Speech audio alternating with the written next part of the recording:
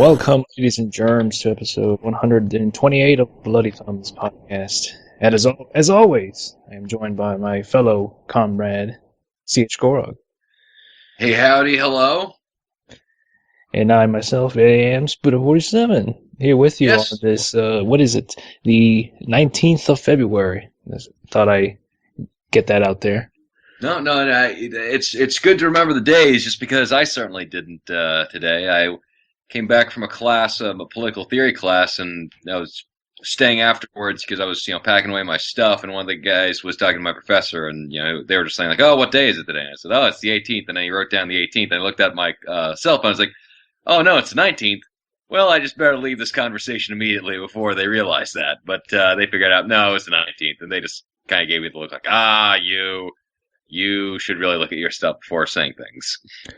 I know, right? We have all this technology that gives us the dates, but yet we hardly ever kind of look at it. I even still have a calendar just for the sake of having something on my wall, and I hardly ever look at it. So I never know what day it is until I'm actually filling out some sort of paperwork or something like that. It's like, what? Well, oh crap! What's today? You got to sign a date. It's another date. I'll just leave it there. Yeah, well, all you really need is that January photo shoot of Jessica Chobot on the wall and on for the calendar, and that's all you need. Custom Chobot calendars for the win. Yes, I get it. It's a niche market, but it's gonna kick off. Just usually, people pay for photographers who have taken the time and gotten her scheduled for a photo shoot. Instead of you go right to the source, just hide in the bushes, waiting for her to come out for a swim.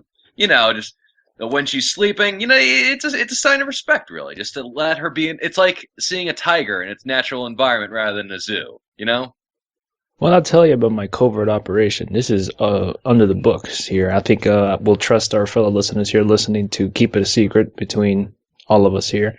Oh, of course. Well, All of us the thing listening. is, yeah, I think you Splinter 47, Splinter and Agent, Splinter Cell Agent 47. You are sneakerative, so it just makes sense that you found your way to use your talents for a good humanitarian purpose. I'll use both elements of those games. I mean, one just hiding in the shadows, which it comes very very helpful, and yet I always you have to suspend your disbelief because even in the dark they can still see you, if that makes sense, because you got the goggles on and it's lit up like the 4th of July, and just like all these enemies never notice that they must be some sort of colorblind or something. They never noticed the floating three lights looking directly at them. It's like, guess there's nothing here. It's like, are you kidding me? It's okay. You know what? I could maybe understand Agent 47 sneaking by a guy. It's like, oh, okay, they didn't notice the barcode on the back of this guy's head. But with Splinter Cell, it's like, if you don't see those three green lights bouncing up and down in the darkness, then I gotta tell you, you are very bad henchmen. There are GI Joe Cobra commandos who have better time, yeah, being fulfilling their role than you guys. It's just got to get out of the way once you see those three floating green circles. And speaking of technology, I really like the fact that I thought it was funny that back when what was the first Splinter Cell released? It was for the original Xbox, and it was like 2001, 2002. Yeah, it was about there. I've only played like half of it, so I never delved into the other half of the game. Have very fond memories of Pandora Tomorrow and Chaos Theory, which so yeah, I mean I never quite I've always wanted to go back and play that first one, but it's a very kind of difficult nowadays, just because they added a lot to it after that first game, and the Chaos Theory was the best out of all of them, and just for just the less of the hassle, because if you get three alarms or just one alarm in the mission, you kind of have to restart again. Yeah, Things like that. Just they eliminate kind of the redundancy of those stealth missions from the yeah. prior With games. I'm sorry. No, from the prior games. Yeah. But with Chaos Theory, they got that right formula down, and with Pandora Tomorrow, the problem with that one is like it's mostly a good game. I remember having great times with it. Yeah. But the thing that got me, the thing that stuck out the most, like kind of like a sore thumb, wasn't the fact that one alarm and the mission is over, because that could be for some tense scenes of like, okay, now I can't get seen no matter what, or I can't kill no matter what, and that's a cool alternative. But the thing that stuck out to me was that weird wall to wall maneuver where it's like you would only use it in like a couple of instances, and when the first time I played, I was like, "What is this? This seems more like, I don't know, an action-oriented game than kind of a Splinter Cell thing." And they got rid of that for Chaos Theory and all the, Chaos Theory and Pandora, not to Pandora tomorrow, for Double Agent, and then they brought that back in Conviction, but that kind of made sense just with the gameplay. But it seemed really weird for Pandora Tomorrow. Yeah, the Pandora Tomorrow had that they only, like you said, they only ever used that for like story driven scenes, and you never really used it for gameplay other than kind of looking a little bit. Even then, you can even look like by rotating the camera. You don't have to have Sam literally stand in front of a wall and kind of do that. I don't, do they still keep the kind of wall to wall like SWAT? What was it? The SWAT? They called it something like SWAT Yeah, movement or something like that in Chaos Theory. the elevated splits. Yeah, they kept those, but it was the ones when you're crouched down and you lean your back against the wall, and then like you can have Sam uh look inside wherever whether it be a door or something that he opened, and he can like switch from that side to the other side of that door. Mm. That SWAT cover It, or something. I think that was introduced in Pandora Tomorrow, but I have a bad memory just because I only played the original Splinter Cell on my cousin's Xbox, and even then it was I just remember this one particular zip line level, and that was basically it. And uh, and yeah, I, I don't. It is fairly hard to go back to some of those early games that if they weren't perfect right out the gate, then and they have later iterations that you still feel like, oh man, this is cool, but there's still these things in the later games that I wish they almost would retroactively add. Hmm. And I'm kind of thinking that might be the case for the next Metro game, the Metro Last Light, where I love the Metro 2033, and I love the atmosphere, and I just love how kind of wonky the controls are, and it feels kind of you're hindered by the gameplay, but that just adds to the narrative experience. Like your visor can crack, your gas mask can crack on the surface, and it's kind of a pain to continually look at your wristwatch to see how clean air is, or how it's just that like that's cool. But I wonder if they could go one of two ways. Like one, they'll do the Resident Evil 6 route where it's like, okay, the original like stuff that people loved about it, it's not going to be there anymore. Or two, it's going to be like this next iteration where they fixed not problems, but those little things that gave its kind of quirk to the gameplay and charm and immersion. And then people will say like, "Oh, Metro Last Light is great. I just wish they would retroactively come back and put this in for Metro 2033." I hope that's the case for it. This should be more about polishing it up and tweaking and still keeping the same overall elements from the previous games rather than just kind of going into a direction that's slightly slightly more different than the past games just for, I guess, mainstreaming it For the for mainstream. for the wider audience. But yeah, I mean, I think I can still go back to play those Splinter Cell games. I have to go to a different mindset with the mechanics and things like that. And the opening cutscenes for the first two games were good, and just there are a couple of great scenes in Pandora Tomorrow when you interrogate the main guy. Uh, Yeah, there were some Hugo. good lines in there. Yeah, it's it's I mean I like the writing in all the Splinter Cell games, but you could definitely see a progression of the character of like where they wanted to go with Sam. Kind of right when Pandora Tomorrow started, because it's like, okay, like I think the Michael Ironside had a bit more influence in terms of what they wanted to have out of the character, and this like instead of just being kind of like, oh, it's a secret agent. He's kind of this more down to earth sort of human being, rather than just kind of this super agent. And and I just happened to see your Skype icon, which is the I think of the cell phone version of Hitman, if I'm not mistaken. It's a excuse me. This the artwork from the Hitman uh, HD trilogy. Is one of the art that is featured in the art book is just a kind of 8-bit version of a mission from Hitman 2, which it really looks cool. I would like to play like an 8-bit version of that. I hear that the Dead Space 3 has kind of an 8-bit version of it. That'd be Of it's just, itself.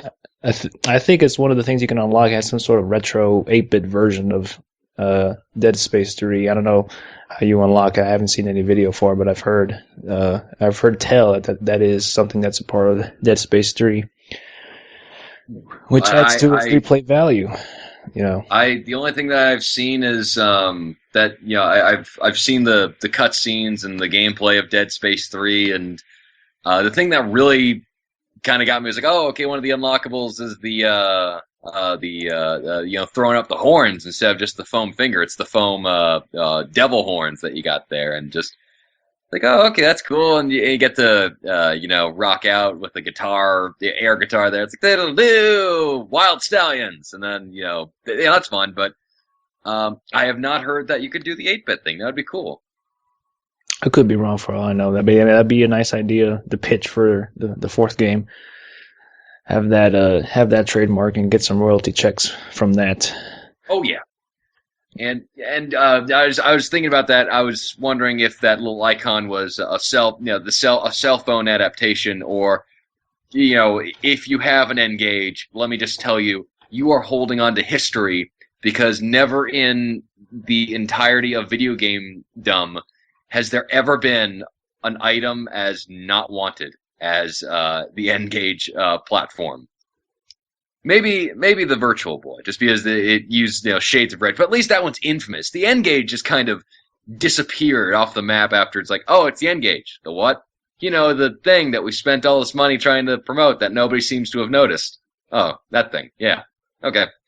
But one of the games I do remember purchasing a couple of years ago on an older cell phone was Chaos. Was not Chaos. It was a Splinter Cell adaptation where you use the actual number pads, like 1, 2, 3, 4, up to 9 and 0. Oh yeah, that's going way back with back with the antenna phones, flip phones.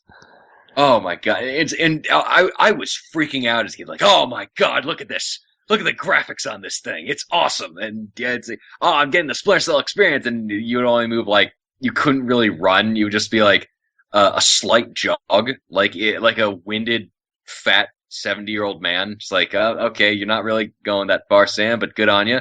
But I was really surprised that they kept a lot of the they got a lot of the humor and the tone right for the games, because there was this one I think you're shooting out cameras, and Lambert calls you up and goes like, "Oh, that's good jobs. That's good job, Sam. You have the 3 cameras down, 3 more to go." It's like, thank you. I always found it hard to count to 6. It's like, gosh, you don't need to be.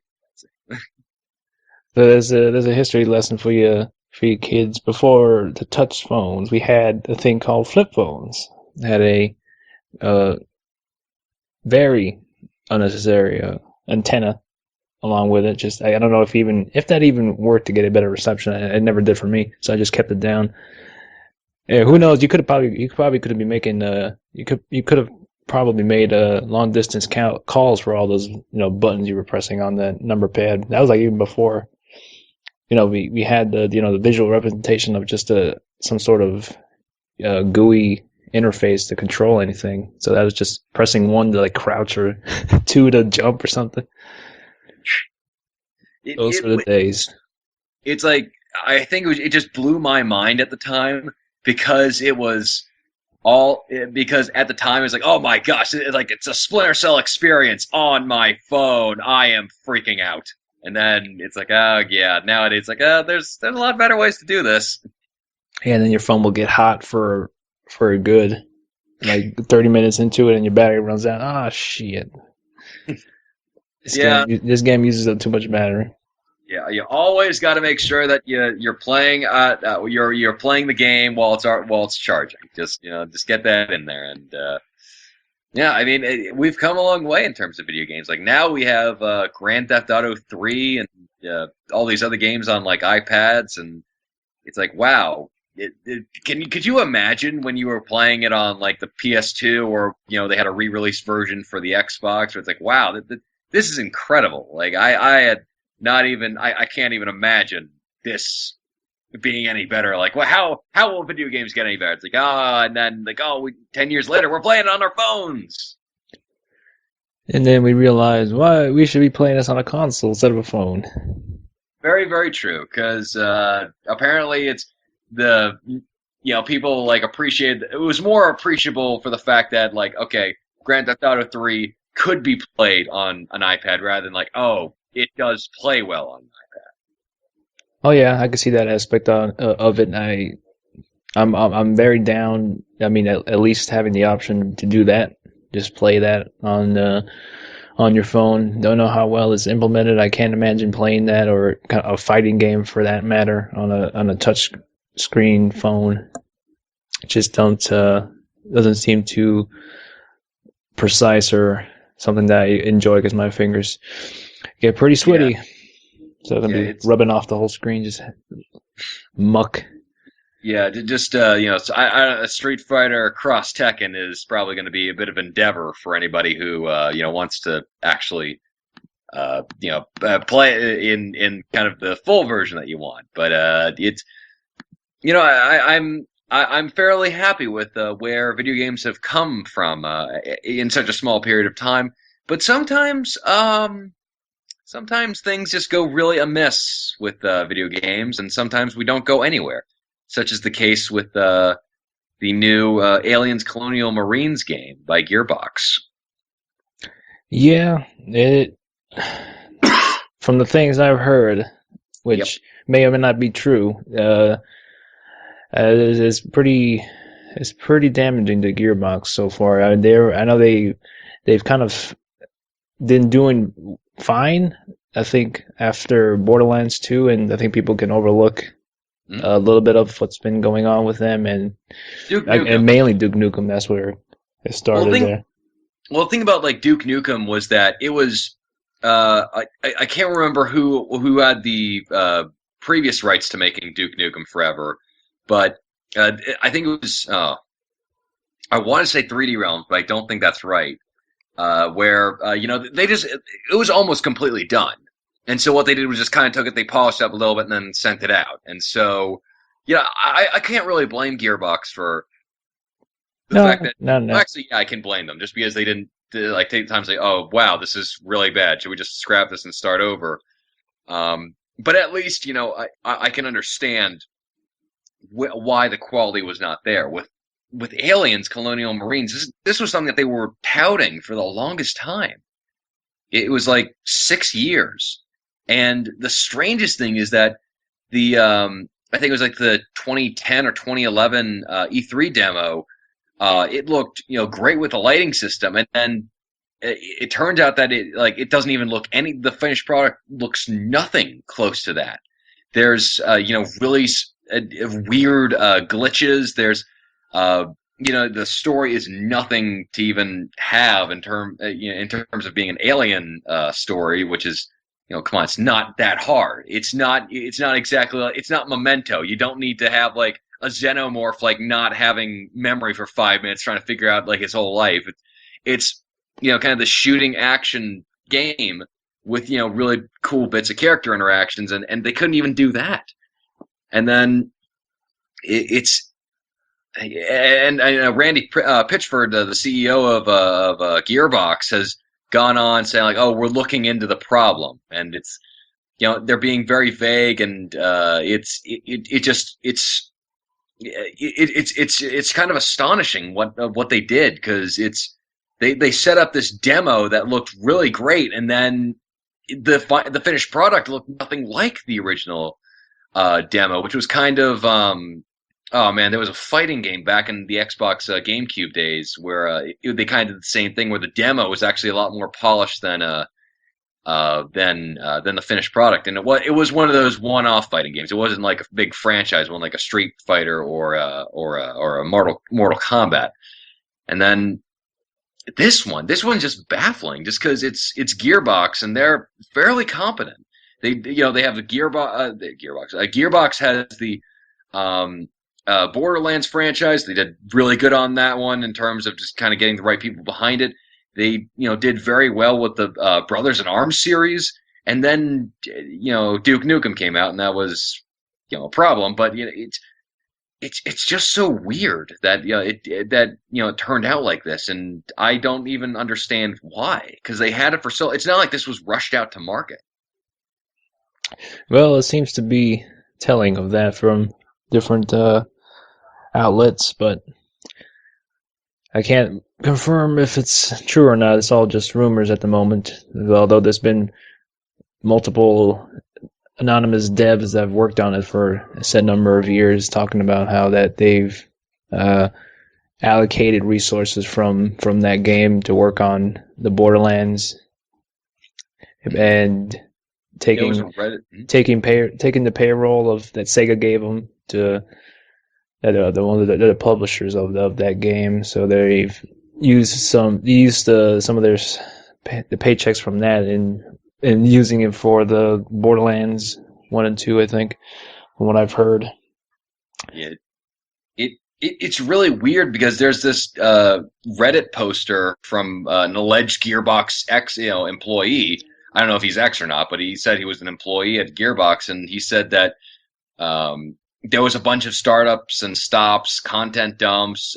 They outsourced the game, according to him, the single player portion to Houston developer Timegate Studios, and it's just and this it was so it's such an interesting posting that it kind of rings true, and it seems that there was kind of this weird, I don't know, piecemeal assembly where they had Timegate Studios and Gearbox making these two different sort of products, and then trying to gel them together with outsourced product with the outsourced information made it even tougher. And it's, oh gosh, that it was even weird because they had like a Demirge who was going to be working on a Wii U version of Colonial Marines, and that didn't pan out. So like maybe they were like had too many cooks in the kitchen sort of experience. Yeah, from what I've read, it seems to be that case. I don't know if it's true or not, but it's just looking at the game on even in and of itself, just it's not looking too well on their part. It just doesn't look like a very polished or complete game, but they've polished it enough to at least make it runnable, at least Yeah, out for market. But it yeah, it's functional, but it's nowhere near fun. From what I've been telling him, and the fact that they've been telling him like, oh, we're meeting with Ridley Scott, and we're going to be tying it to the Prometheus universe as well. It's like, oh, this is really cool, and it kind of seemed like, oh, okay, they're kind of ignoring Aliens 3 and just making it kind of like the true sequel, and then this just, wow, it's just really really sad. Yeah, it's too bad for those who bought it then. yeah, And I think this is why it's been more I guess prominent in discussions. It's just because I guess there are plenty of Aliens fans that were looking forward to this game. I think it's just the concept, I think, of an Aliens game is pretty awesome, but it's just the way that it was executed was not very well done at all from what I've seen in gameplay footage, and just the variety of the amount of aliens they throw at you just seems to kind of make you almost just jaded to the aliens. Like they don't come off as a threat that much because they're so easy to kill. And from what I've seen, yeah. It's one of those things where like the alien, like in the first Alien, uh, even just the kind of oh man, I can't remember what the name of it was. The kind of baby form of it, the scorpion spider thing. What is it? But anyway, like that one that infects the humans with the alien embryo. like even that was threatening. And then in the second movie, it's like, okay, these badass Marines, like, yeah, we're gonna take them down, and then like, oh shit, there's about 1,000 of them, and they are, even when you kill them, the acid is like of their blood is harmful to you. So it's like, wow, these things are absolutely terrifying. And in this game, they kind of neuter that. And the problem I have with the Aliens franchise specifically is that everything in Aliens has been done and done much better. This is heresy to a lot of people, but I don't. I think the Aliens universe has had its time, and it's time to move on. I don't think it's that particularly interesting of a universe. It's not. It's nowhere near a Mass Effect or a Star Trek or a Star Wars where you could just keep exploring new ideas. It seems like, okay, there's a very few kind of things that they want to throw out there, and then it's like, okay, now I don't know what to do. But like Halo Combat Evolved was basically Aliens the video game, because they had you had the same archetypes of like the Marines, like being badass soldiers who just basically strap sheet metal to themselves instead of like actual armor.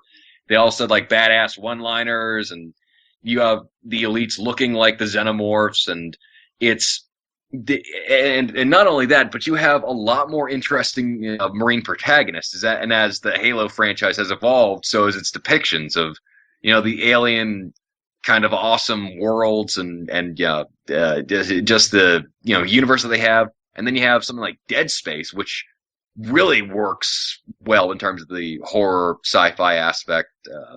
Of like not knowing what's in the dark, or turning around because you heard something, and you're all alone, making that even more terror inducing. And they're not, and usually like in a room there's only like a few of the necromorphs to contend with, but when you hear them kind of clawing on the metal or jumping out of the ducts, you definitely feel fear.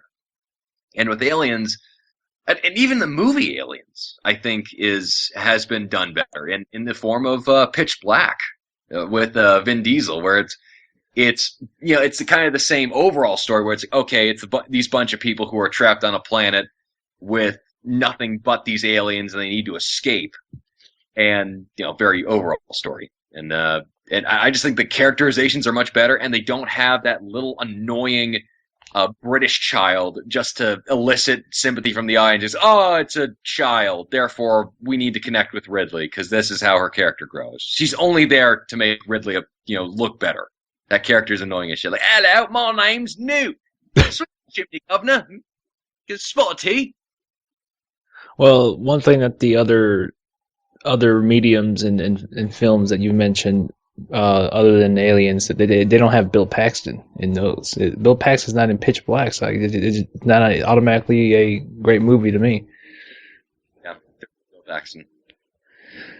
So yeah, I'm actually more curious to actually read about this whole development of this game. I find it very interesting, but a lot more than the game, which is pretty sad. But I'm eager to see what else comes out of this in the coming months of the whole production of Aliens, Colonial Marines. I know that Jim Sterling is hard at work at discovering the truth because he is a big Aliens fan. Yes, he is, and more power to him. But this is once again, I think, this is a bunch of the worst parts of the industry kind of crammed together, where it's taking a franchise, not exactly knowing what to do with it, because the Aliens, well, at least the first two movies, which are the best, and then I wouldn't suggest seeing anything after that. Are kind of these slower paced films where it's like, okay, we build up the characters first and then engage in the horror, which makes you actually care about what happens when these people are being chased and killed by these creatures. And then with and then also the fact they abuse the license. They do have this really confusing production schedule for a AAA game. They make all these promises they don't deliver on, and their best excuse is, "Oh, we're sorry," and we really have to hold them to a higher standard of, "No, you kind of lied where you said this thing and this thing, and then it doesn't actually happen." Because nowadays with the internet, you can't really hide a lot of the stuff that you want to keep away from the public eye. And I just we have this need of having not actually showing the finished product. Like I can't help but think about, like, okay, now we have the Killzone, the Killzone 2 intro, where it's okay, that was an entirely a pre-rendered cutscene thing, and they said, no, no, no, this is going to be what the final game looks like, and it looked good. It didn't look that good, however, and it's this weird thing of, like, okay, nobody ever wants to show what the game will actually look like. And I can understand it, like BioShock Infinite showing this is a kind of a concept trailer of what you'll expect, and then we're going to get the gameplay and stuff polished out for later. But just having, I don't know, these false videos so late into the game, or the fact that, like, for The Walking Dead Survival Instinct, they, instead of actually showing the gameplay, they just have like two of the actors from the show just talking about the game, like, "Oh, buy this game, trust us, it's good." And it's this really unfortunate time where the developers and the publishers don't have enough respect for the customers to think, like, oh, they'll respond to a bad product, and just thinking, oh, okay, they're just cash cows, and we'll just pump this out and get the money, and then whatever. Yeah, I normally never take trailers too seriously, especially if they're CGI ones. I always kind of take them as just kind of an idea what the game's going to be about. And more so with Dead Island, that was one that certainly was on everyone's radar after that trailer. But just once other videos of the gameplay came out, and just some screenshots, it was definitely not very synonymous to what the actual game product was going to be like at all. But even more so, it was still a fun game. I found it pretty fun, even though it's not perfect. And I was watching some other recent videos of the newer one that's coming out, I think later this year. It doesn't seem like they've changed much. They've added little things here and there, but it just seems like the same game. But all I can really hope for is that they at least polish it up a bit. But it doesn't really seem that way either, from what I've seen. But it's early.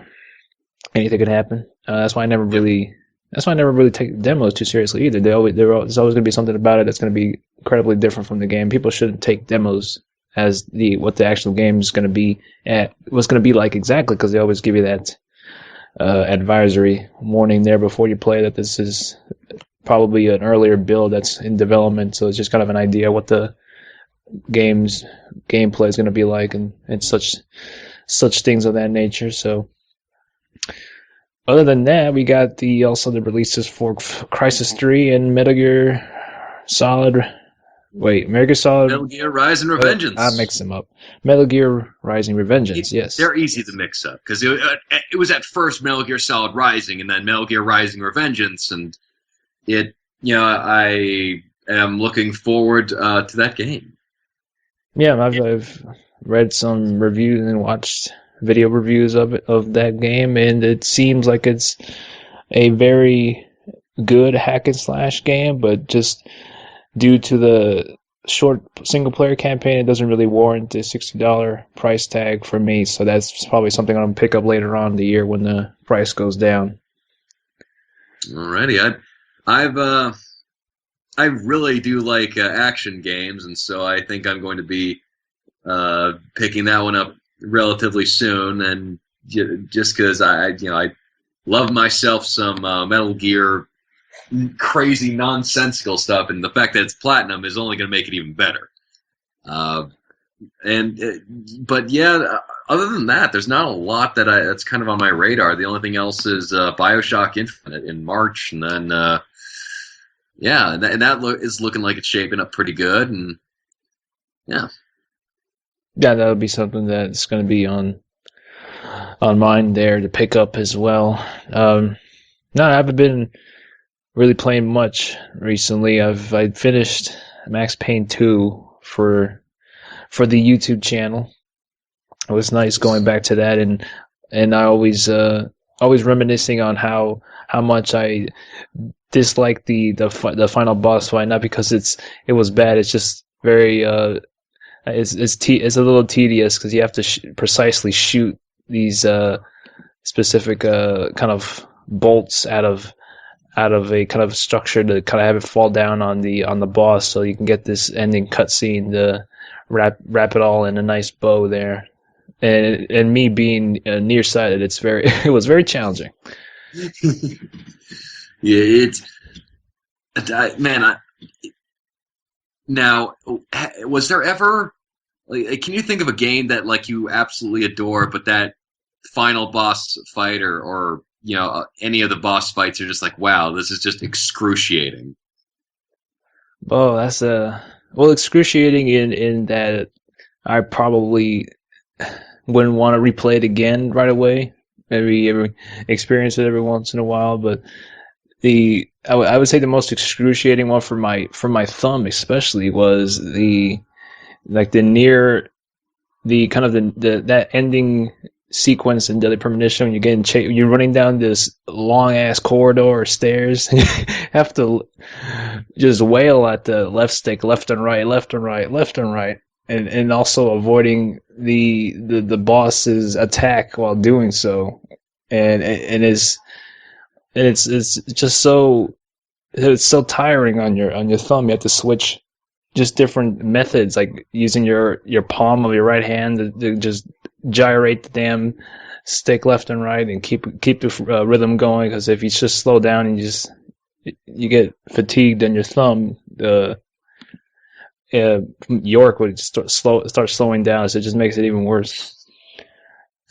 Yeah, that's a pretty good one.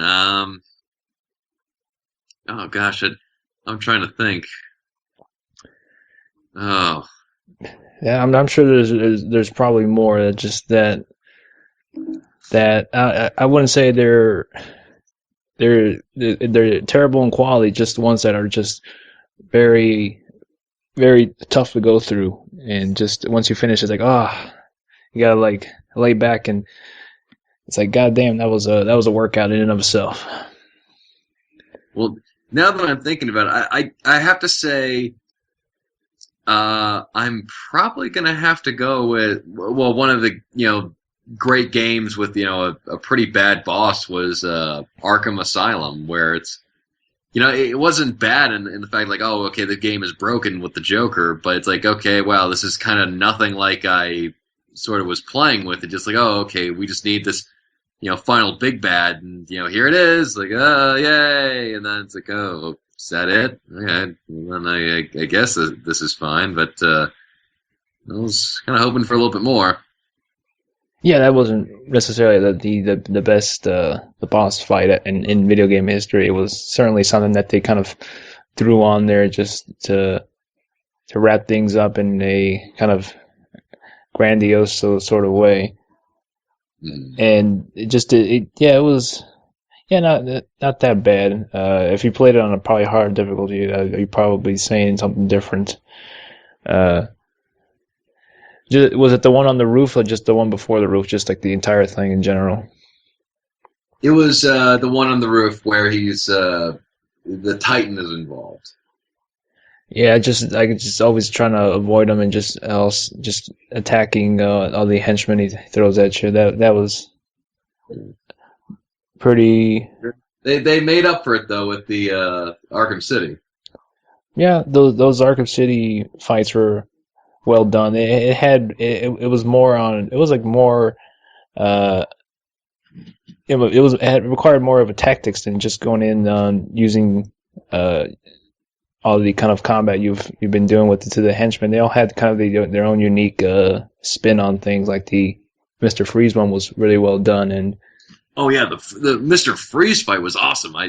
That's probably one of my favorite boss battles of this generation. Just of okay, like you've got this kind of one room, and every time you attack him in a certain way, he learns, and you can't use that attack again, or you can't go swinging around on gargoyles anymore. You got to sneak attack through a certain way because he's learned, and that was just that was inspired, and I would probably put that close to the end from Metal Gear Solid 3, where it's like, oh wow, this is actually requiring me to be thoughtful about how I pursue these.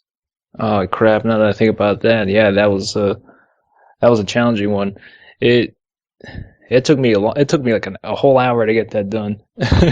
It was really well done. It's just really it was really tedious, but it was intended that way. It just but it was really well done. Now that I'm thinking about it, I didn't really like the Volgan fight in Metal Gear Solid 3. I thought, not the first one, like the way you're kind of doing fist to fist fight, but just with him on the Shagahad, where it's just like, oh, okay, it's him here being Eva's a distraction while you take him out. It's like, oh, okay, this is it. All right, this it's fine, but whatever. Yeah, it was here and there with those boss battles in Metal Gear Solid 3.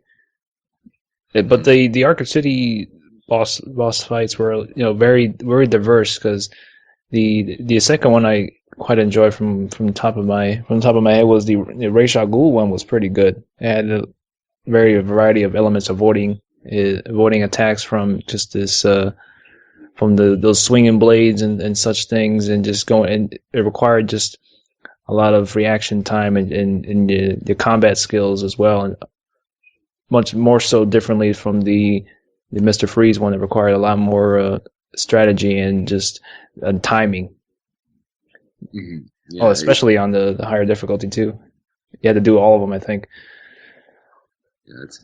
it's I'm trying to think of what would be just those one boss. Oh, I gotta say, in Pokemon, in the first like Red and Blue, if you chose Charmander, you were screwed because you had the first your first boss gym battle was against Brock, and he uses Rock type Pokemon. And if you chose Fire, the only other animals that you can kind of get, you can capture are Bug or Grass, and no, it's like Bug or Normal type, not even Grass type. It's like, oh, okay, well, I need to be training my Pokemon to a high enough level just because Rock type aren't weak against either of these. They're weak against water and a little bit of grass, but it's like, oh, and if you level them up too high though, and they evolve, then they just won't listen to you. It's like, oh well, it's got to find that sweet spot between being just damn annoying and actually functioning, or between just not listening to you at all, or being too weak to actually be effective. High octane action like the show. Yeah, Very well done. yeah. Oh, oh gosh, but yeah.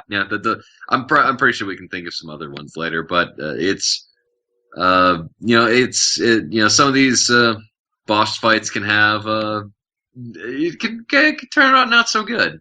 As unfortunately as people really want them to be. Yeah, it's all a matter of, I guess, subjectiveness. But no, the Max Payne 2 boss fight was just one that I just I don't prefer playing. I like the everything else you do, but that was just that reminded me a lot of the first one that you had to do the kind of the same thing too. Uh, but it was certainly a lot better implemented in the second one. But even then, it was the tough part was just aiming it right, and the reticle they have in that game is so small, so it's hard to see if I'm even hitting it. 'Cause it took me like a good 10-15 minutes. Where if you were a very skilled player, or if the reticle was probably bigger, I probably could have nailed that in 5 minutes tops. Mhm. Oh, yeah, here's a game that I frequently talk about that it has one of those annoying boss battles that it's Eat Lead, their Tournament Hazard, which has one of the most annoying boss battles of all time, where it's the kind of God of War esque game where you're on a ship and you're trying to shoot off kind of this Kraken monster trying to tear into the ship, and it is like it's basically one hit and you're dead. and there's no real way to figure out when the tentacles are going to strike or where. So you're pretty much it's all a matter of luck and just unloading. And while you're doing that, there are soldiers coming at you, so you got to deal with that and deal with that. And it's like, oh, okay, wow, I'm putting that as a badge of pride up there, just because it's just not good. But it sounds like Max Payne 2 is more about like, okay, these guys kind of had good intentions with the gameplay, just kind of didn't exactly. It crossed the streams. Yeah, it certainly did, but it was nice of them to kind of end it on the note that the first one did. It was nice. It was a nice little kind of nod to that first game that they did, and I was a little mixed on some of the boss battles in Hotline Miami. And speaking of Hotline Miami, did you hear that's coming out for the PlayStation Network and the PSP? Hence why I'm a co-host, because that was a nice segue. Thank you. We are equal parts host. It's just that we take turns in knowing things and not knowing things. And just trust me, with the things that I do not know, I've been trust me, there's a lot that I do not know. But I just happened to be looking at this today and I just say to myself only one thing. Do you know what that thing is? When I read that article, The PS Vita's got another game. yes, the Vita finally has a game that's worth playing. No, but it was that like, oh man, I wish this was coming out for the 360, especially since a lot of the PlayStation Network and Vita games are sort of not kiddie, but at least safer games than usual, because like you have Xbox Live kind of getting into some of the darker territory, like Mark of the Ninja, where it's like, okay, a little bit more violence, a little bit more adult content, and then that kind of sounds like, okay, that's perfect for Hotline Miami to come out to. But apparently they got out there. Yeah, hopefully eventually it'll come out for that. But it'd be nice to see it on there. But the way just the kind of the how it is on the PC, there's always different sales going on for it, so you can always get a pretty decent deal on that game. I mean, it's you could play it either way, either on the mouse or that 360 controller, just by plug it in via USB. I don't know how it works if you have a wireless controller. I'm sure there's some sort of adapter for it, but I have not tried it on the gamepad there. I've only been doing it with the mouse and keyboard. It seems to be the thing that I've done. I spend a lot of time with, so I'm kind of most comfortable with that at the moment. Well, it's that I have a Mac, so I'm really hoping that it either comes out for the Mac or for the 360, and something gets resolved. Because damn it, I want to own that game, because that was just fun as hell. Oh yeah, that's the case too. Poor Mac users. They always get snuffed out of these great PC game exclusives. Mm-hmm. We're the redheaded rented step mule children of of the video game world. It's like, okay, you can. It's not even like, okay, the PlayStation and the Xbox are competing with each other, so they'll have different exclusive. It's just like, okay, we're releasing all the games out for the PC, and then maybe we'll release Charles Barkley Shut Up and Jam for you guys in a little while. Fortunately, that was actually made possible. Yes, it was. Dreams come true. Yeah, and I'm certainly looking forward to what else they have to offer for the sequel, which is Barkley 2. I'm not going to go into that damn title because I can't memorize that many words. Yeah, that'd be a good tongue twister to do. Saying that title 5 times, that'd be the ultimate test of speech. Just that whole title in and of itself is just, my goodness. I don't know how you could fit that in a poster at a movie theater if it were to get adapted into a film. I'm still waiting for them to have the Super Smash Brothers deal first, where they have Charles Barkley in there, but maybe not actually call him Charles Barkley, just because, like, okay, we don't want to get sued by Charles Barkley or the people who actually made Space Jam, continually saying like, oh, this is canonical. But maybe just call him CB and let's have him have the same moves. Hmm. It's funny because that's certainly it's certainly one of the things they mentioned in that first game was Cthulhu, and this I guess it's going to be in the second one, which is got me thinking of the part where they went to I think the tomb, and they each character that you have goes through each room, and then the room that they go to will display or kind of make them see things that they desire, and if they let themselves have that thing, then that's when I think the Cthulhu gets released, and everybody. And I think Cyberdorf told everybody that's going to happen, and everyone but Charles Barkley listened, and he released Cthulhu, and it's like, oh, nothing happened, and then you hear this noise, like the monster noise, just being in the background, and just that's the telling that that's was his wrongdoing in that part of the game that's why he's in the second one. And they did release Cthulhu Saves the World, so there's there's always hope. Maybe there'll be another Cthulhu reference in Charles Barkley 2, or the Hoop Saga, or just what have you. And I'm just looking forward to what happens with that game. Thinking of that game just makes me smile. Just because, like, okay, you have these people who obviously love video games and love what they do, and just put so much personal effort into the final product that it just really comes across. Yeah, it's a great game. Great game.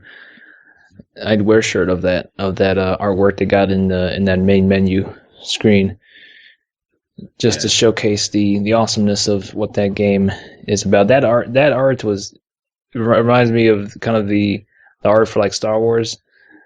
Yeah. That whole kind of artwork that phase during like the 80s, that had there's like a lot of posters that had that kind of sort of similar artwork. I think it was probably done by the same dude, but it was like Blade Runner, Star Yeah. Wars.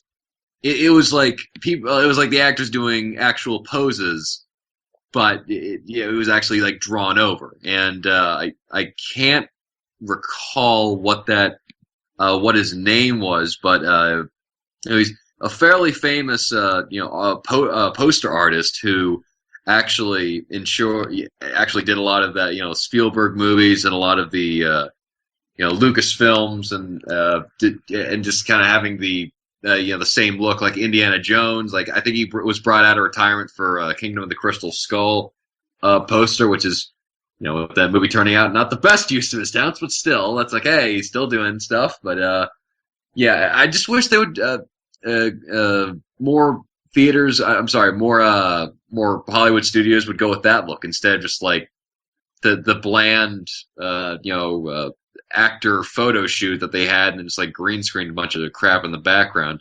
Like, do you remember the X-Men First Class teaser posters? That I do. That I do. Oh my god, those were awful. There was that. Oh gosh, it was just like the image of it was like the silhouette of, like, one was the silhouette of Professor Charles Xavier from the X-Men movies, and just like a black silhouette of him and a black silhouette of Magneto, like separate posters, and then just like superimposed over their bodies are this like ghostly heads of James McAvoy and Michael Fassbender as their respective characters. It's like, wow, did the intern do this the day before it was due? Just like, what? This is horrible. How did this ever get past not the censors, but the people who will kind of approve of this? Like, yeah, this looks good enough. Just tell Charlie to put it out. It's gonna be fine. Yeah, most movie posters aren't very memorable or kind of visually appealing to put on your wall. They seem like they don't put too much work into those, like unlike some other kind of better films of kind of the 80s era. And yeah, there's still some pretty good posters here now and then nowadays. Not so much in the overall spectrum of things. I've seen I think it was a Crackle article on just a bunch of movies that had similar uh, color schemes, similar poses, and similar things on there.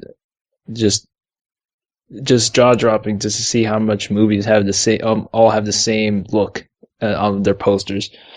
Yeah, like the same poses for Like rom coms same have a color bunch of schemes, like the Michael Bay blue and orange for the posters, just because those look really, those are kind of very complementary colors. But there's almost no originality with that. Like people aren't taking, like a lot of the international posters for movies are a lot more fascinating than the American posters, because they usually need to convey the most amount of information possible, and usually in like international spheres, it's usually just kind of very minimalist and kind of only giving you just a very general sense of what the movie's about or who's in it. Um, Dang it! There was one example of I think a other. Hitchcock film where it's like it had all the actors on it, and then in I think it was Psycho, and then just in an international poster, just like a bloody knife.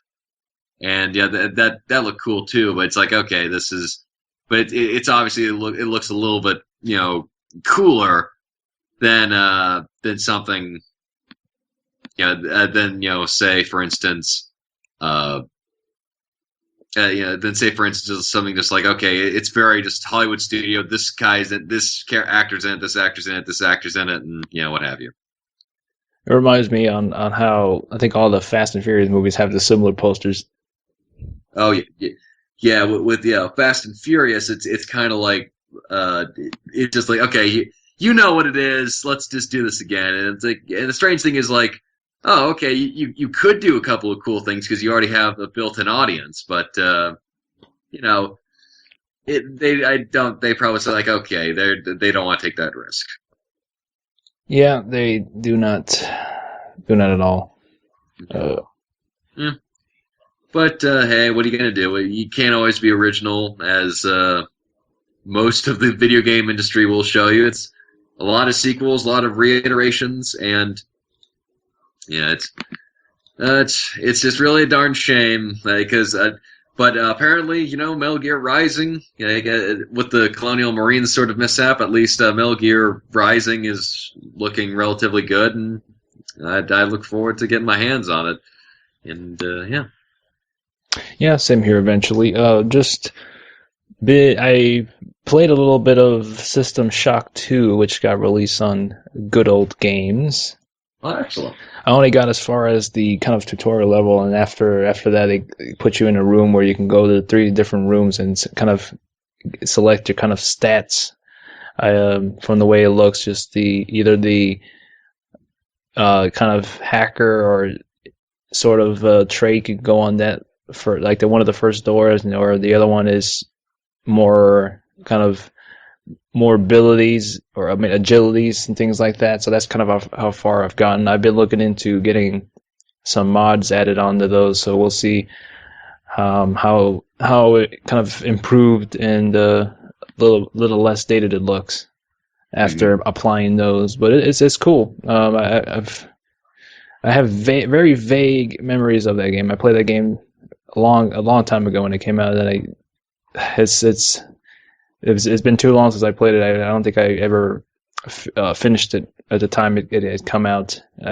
Back when I had those huge ass CRT monitors, and I couldn't finish it. Oh yeah. Does it have like does like the original System Shock 2 casing that you have the Ralph Nader bumper sticker? Just slapped onto the side. Like, wow, this is really old. Yeah, links and numbers for like related to that game of supported that are not even working anymore. That I think one of the domains is up for sale on those sites that they give you on the artwork. I assume that like one of them's like shock.com. Please visit for information and forms. It turns out like it's like the pool cleaner Shock that they've now bought the website domain and just like taken over. It's like, How do you beat this boss? I don't know, but maybe you should buy a pool and buy some shock to with it to clean you out all the chlorine. Like, maybe it's not. Yeah, let's go to Game Packs. So I'll be looking in Denver a little bit more into that. And it also comes equipped with some nice bonus content when you purchase it. Good Old Games is pretty good for that, with some artwork, the soundtrack, and some. It's an interview with Ken Levine and some early concept stuff on there. That's pretty cool to see. Mm-hmm. And they all, Ken Levine and Irrational Games, everybody there just seems to be a bunch of hardworking individuals, and I'm always interested in what they always bring out. And System Shock 2 being the precursor to one of my favorite games of all time, BioShock. I'm very, very interested in checking that out. I just hope it works with Mac. Yeah, that just seems to be the kind of next gen take on System Shock 2. That was sort of the BioShock was sort of the spiritual successor of that. Just by looking at it, I forgot how just all the kind of mechanics and things that were in there, like the psychic, the powers that you get are still there, and with that in BioShock.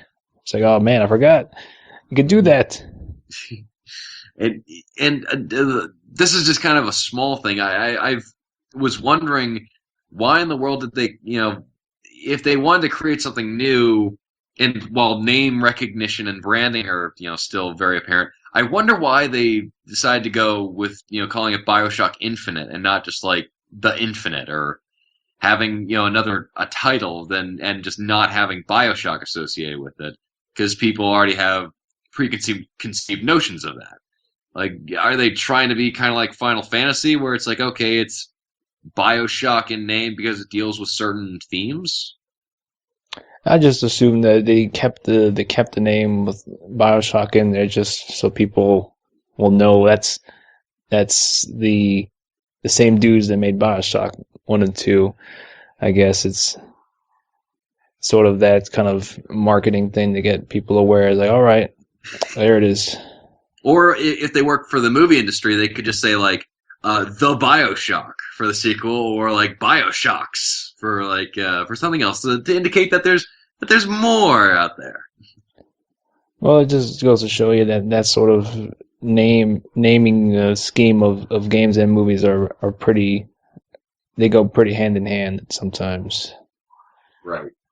And I was actually thinking about how much developers spend on these huge games and stuff like Dead Space 3 and Resident Evil 6, selling millions and still not being considered successes. I kind of feel like it's going to be similar to back during the early 70s, late 60s in Hollywood, where they tried to make these big budgeted films that just went down the drain, and so they just started to focus a lot more on the smaller companies, and that got a lot of creativity out there. A lot of influences, and where art house cinema and kind of mainstream cinema met and had this very interesting period of films. And I think that maybe that would be cool to see in coming up in the future. I think that definitely is possible, because the more now these studios are putting in so much more money and effort to create these even more huge epics of games, and then not delivering on the quality that people want, because they try to make their game kind of so safe that nobody thinks that they're that remarkable. So I kind of hope that we see a renaissance of tapping into the tapping into kind of the more indie side to see what's working there, what people really are finding appealing, and just taking risks. Yeah, I hope so too, because a lot of games seems just to be about just this whole spectacle of things and just awing you with just visual ecstasy on screen. And it's kind of becoming a little less and less every now and then of it just trying to be an entertaining game that's fun and something that you're paying a good full price for to play, rather than just kind of see this these kind of epic scale, just all out explosions and Yeah.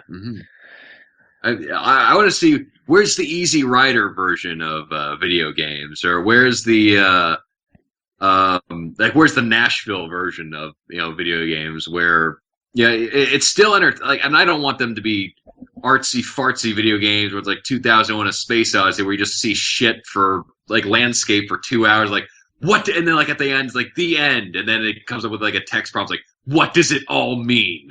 I don't fucking know. You didn't give me any evidence or clues, so I can't really put it together. It's like, no, you should.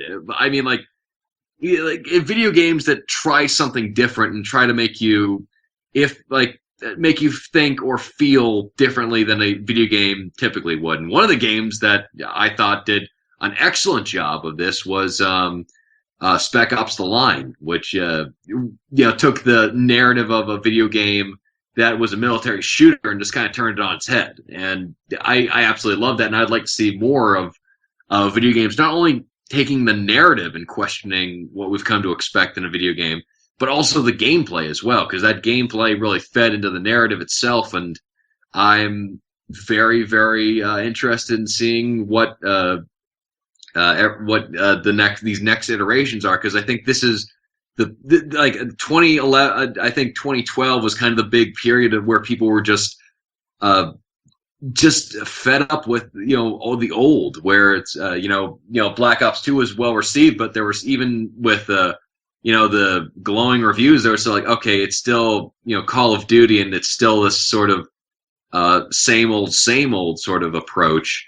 And with Resident Evil 6 not selling well, Dead Space 3 coming under fire for not really staying close to its origins and obviously trying to appeal to an action demographic, I'm interested to see where these franchises go, if they go anywhere. Yeah, this just all comes down to focusing on more of the gameplay and the narrative, and implementing those two to complement each other very well. Even if the gameplay doesn't do something completely original, but if it does it well enough to supplement what sort of message or just story it's telling, then it's kind of well and dandy for me. I mean, we've gone into various discussions on Deadly Premonition, because the gameplay is not the best you're gonna get. You're not going in there for the gameplay. It's a lot of just really the writing, characters, and just very atmospheric, which a lot of games aren't atmospheric at all. Very it puts you in this city, small town. There's a small town girl. A small town girl. Anyway, it puts you in a small town, and just it makes things that you're doing around you feel like real things. And other games, just like the linear ones, even the open-ended ones, don't feel completely. You can't really buy them that much, and it takes you out of it. Yeah, absolutely. And Deadly Premonition works just because the world just feels so well developed that you never really think of yourself like, okay, this is just me, and I'm going through this area, and I'm performing actions and moving on, and I don't really think about it. You think about the characters, you think about the town, you think about everybody's kind of habits and customs and the weird eccentricities, and once again, kind of very similar to David Lynch, where it's, okay, these characters who are bizarre, but they're not out of the realm of possibility, where it's like, okay, they're just weird enough to be noticeable, but not weird enough to be kind of like, okay, this is like so exaggerated to the point of like, oh, we don't need to take it seriously. Yeah, this is the thing with that and David Lynch is that it just the way they present it is, I think, this the major thing there, and just having you believe that this is kind of a real place, and just in and of itself, in Deadly Premonition, having all the characters have a schedule. They all do something different, and they don't have predictable AI patterns unless you're stalking them, like you would someone in real life, and you kind of have an idea what each character does throughout the day. You can play that game for hours and see what each character does at certain hours. So one will go to lunch, and after that they go to the pub, and things that of that nature, and just so much thought and dedication put into that just makes it something that just really immerse yourself in as that much, and just make you believe that this could be a real town. Even after it hits midnight, when the town just goes all crazy, I can buy in that game that dog is there, that dog that chases you around. I can buy it, even though it's ridiculous, and I can't make much sense of it. It's very. I guess you can look at it in many ways. It could be interpreted in many ways. The Daily Premonition doesn't really spoon feed you a lot of things in terms of what what some of the enemies mean, and just the just small things like with when Emily's coming at to save York up at the that clock tower. Is like you question, is the does this mean York is not seeing things? Is Emily seeing things? Just so many questions, doesn't really answer. It's just very all up to interpretation, Yeah. you know, might be hit or miss with some people, but I like that it's different. It does something different. It keeps me guessing and always talking about that game and getting different people's opinions on it, just much like the David Lynch film does, and his TV show is just it does a lot of things different and good things with the cinematography. And even though some of the films that he has, I cannot comprehend at all.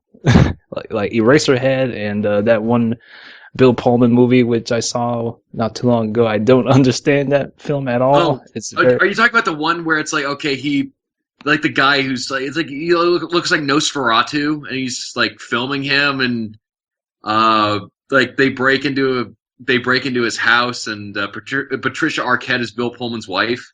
yeah. I think the beginning of the film starts Lost off Highway. Lost Highway. Yeah. He gets.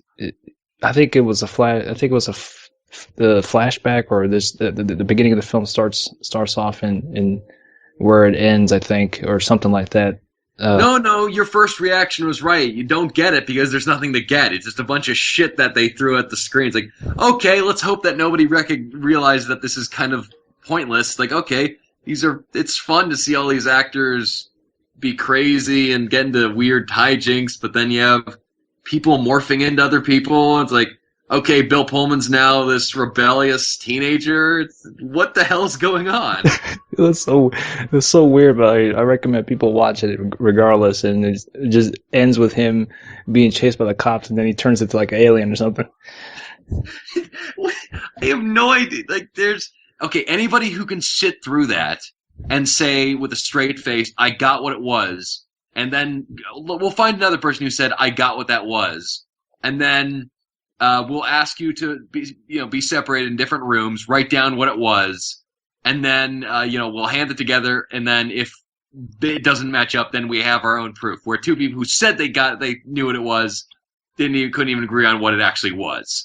So I have to say, it's like, okay, David Lynch, I really appreciate him as an artist, but sometimes, like, okay, buddy, sometimes I go, okay, this is just like a nice exploration. Like, I don't like, okay, if I'm not like some of the more staunch narrative focused movie critics, where it's like, okay, it needs to have a good story, else it's not good. If you want to make a visually interesting movie, or just one that's like, okay, I'm just having fun around here, that's fine. Go ahead. I just sometimes I feel like, okay, like, don't really have a narrative in here unless you're actually going to use it to some extent, and then not have Bill Pullman turn into this guy. What was the guy? Was he like Latino? I couldn't figure out like what his race was. Like the teenager who was like trying to sleep with like Patricia Arquette while he was not a teenager. This movie is so weird that I would suggest people to watch it just to kind of think about, like, okay, this is so weird that now when I say this is weird, I have a basis for it to comparison. No, that movie's awesome. Even though I don't get it, it's Lost Highway there. But I love David Lynch. He even when he does do those film projects that absolutely are heavily with symbolism, and people have their own interpretations of it, which is more power to them that they got a lot out of it than I did. But the films that do makes that a bit more accessible, that do kind of make sense, and have a good interpretations, many different interpretations that are not like other movies that are very spoon fed to you, but like Mulholland Drive and Blue Valentine. Those are the ones Yeah, that are good and are just David Lynch going all out on those. And Twin Peaks was one that had elements of that too, but it was very very accessible. I think it was yes. people would say it was his most mainstream thing he's done.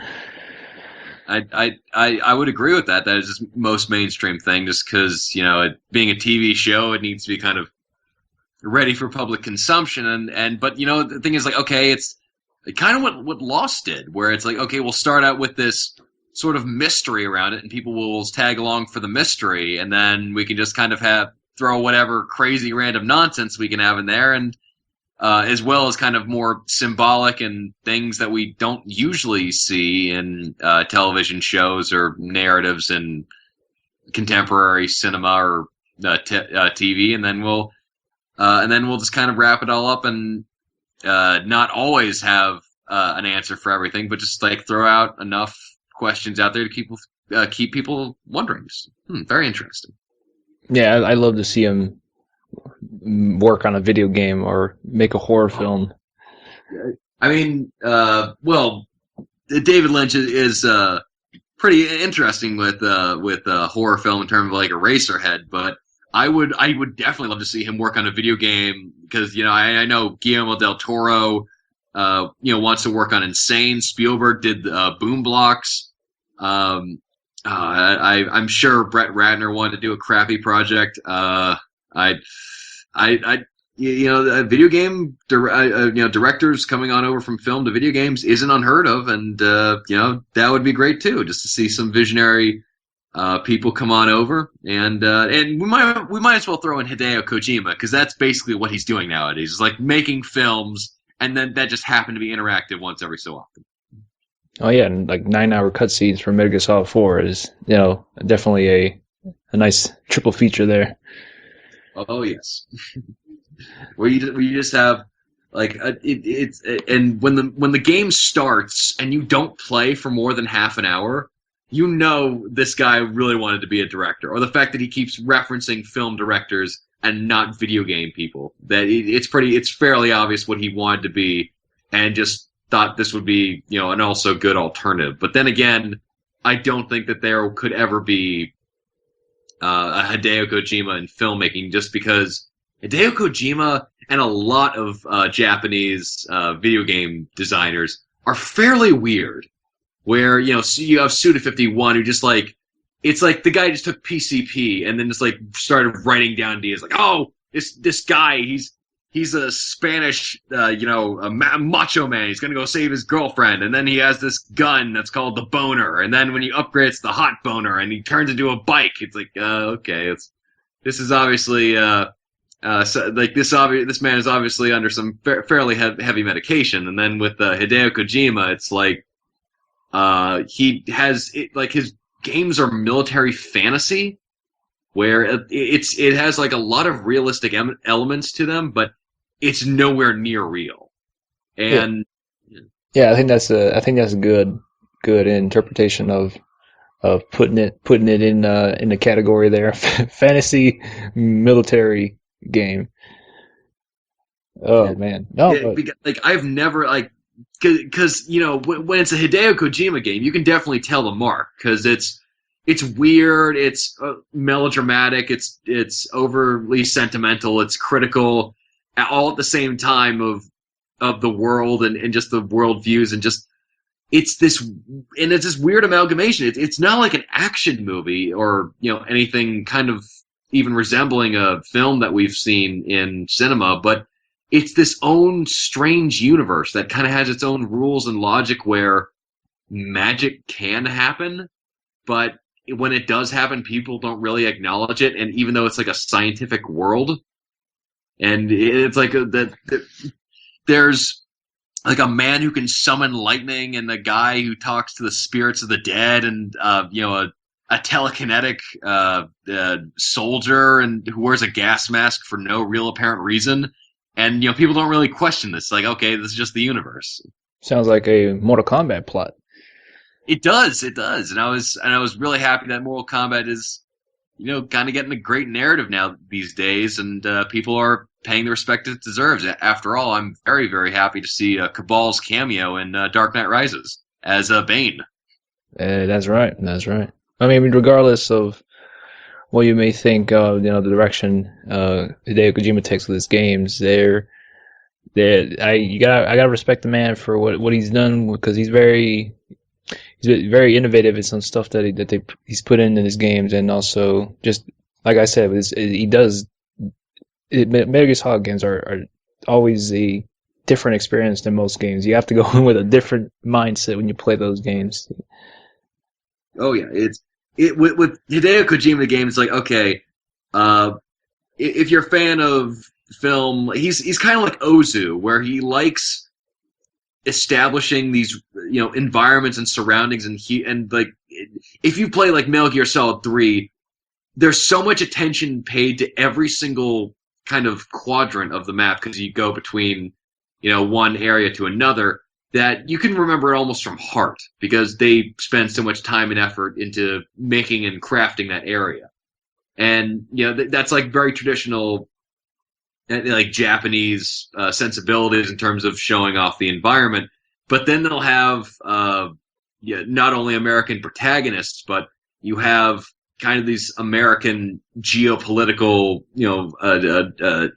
adversaries, as well as this kind of weird worldview where you'll have all these different philosophies on life, and people will be melodramatic or give speeches like in the middle of a fight, and then make references to 80s action films, and it's this weird.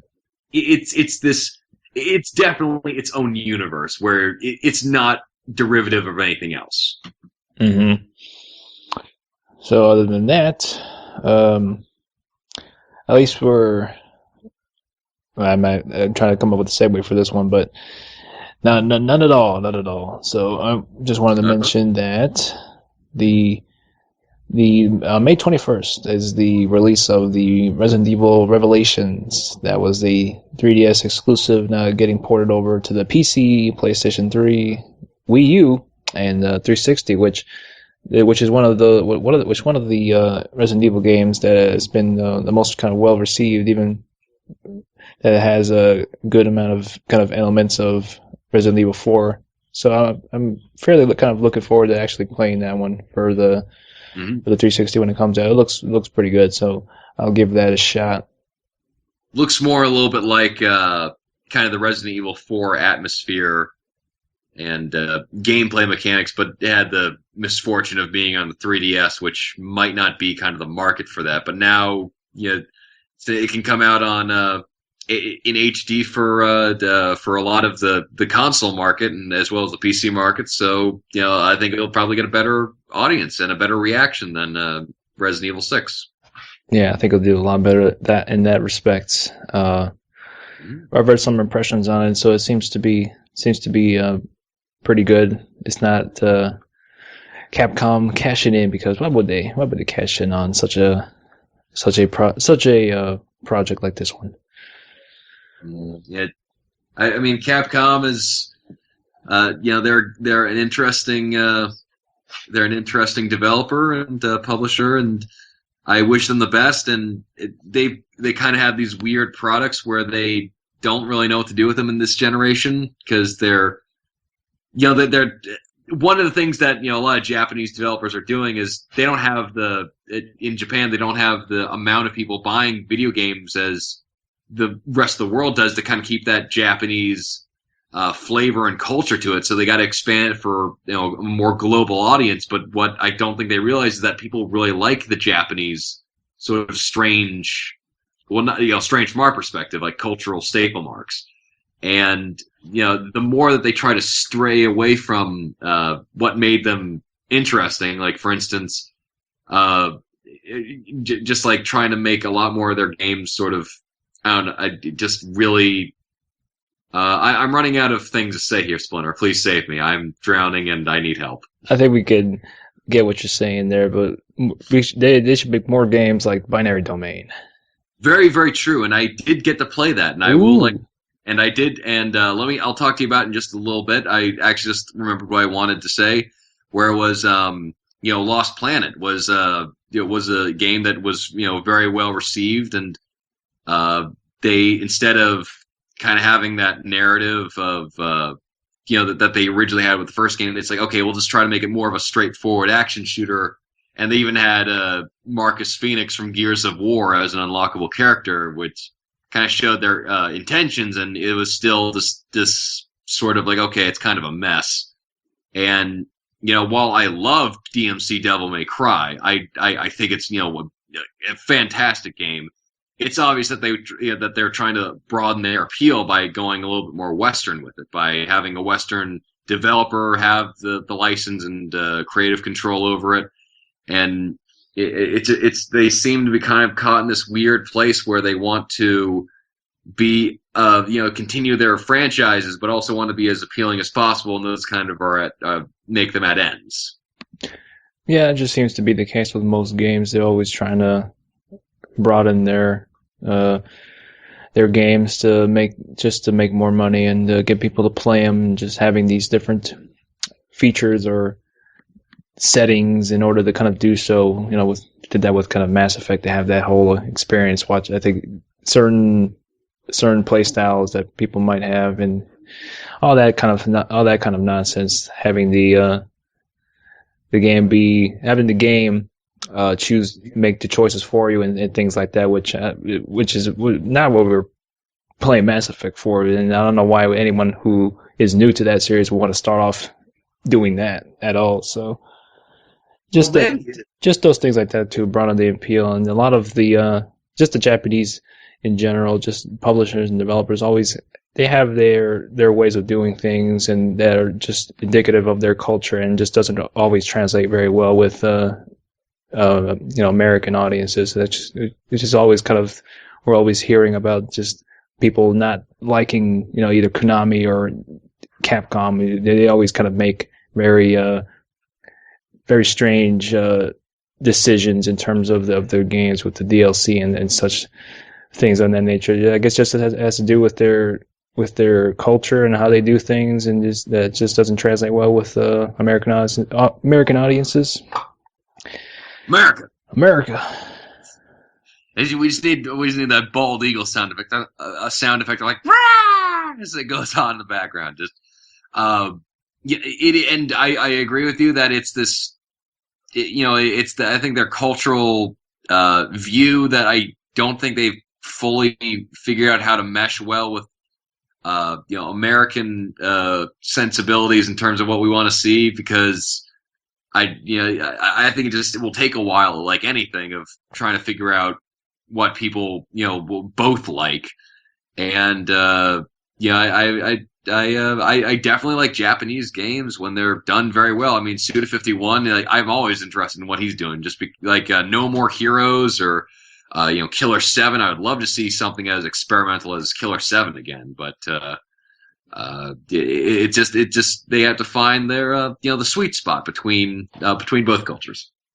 Yeah, just take more risk and do things differently, whether or not it's gonna be something that's gonna sell a lot. I think it's just more of a matter of doing something that is more on the kind of artistic factor than doing something that's gonna vastly appeal to more audiences just for the sake of compromising someone's vision on a game that they really have a genuine idea of.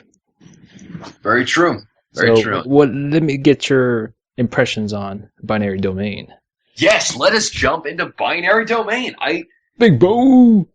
You undersold this game because I didn't even come close to realizing how much I would love this. Oh, gosh darn it, hold on.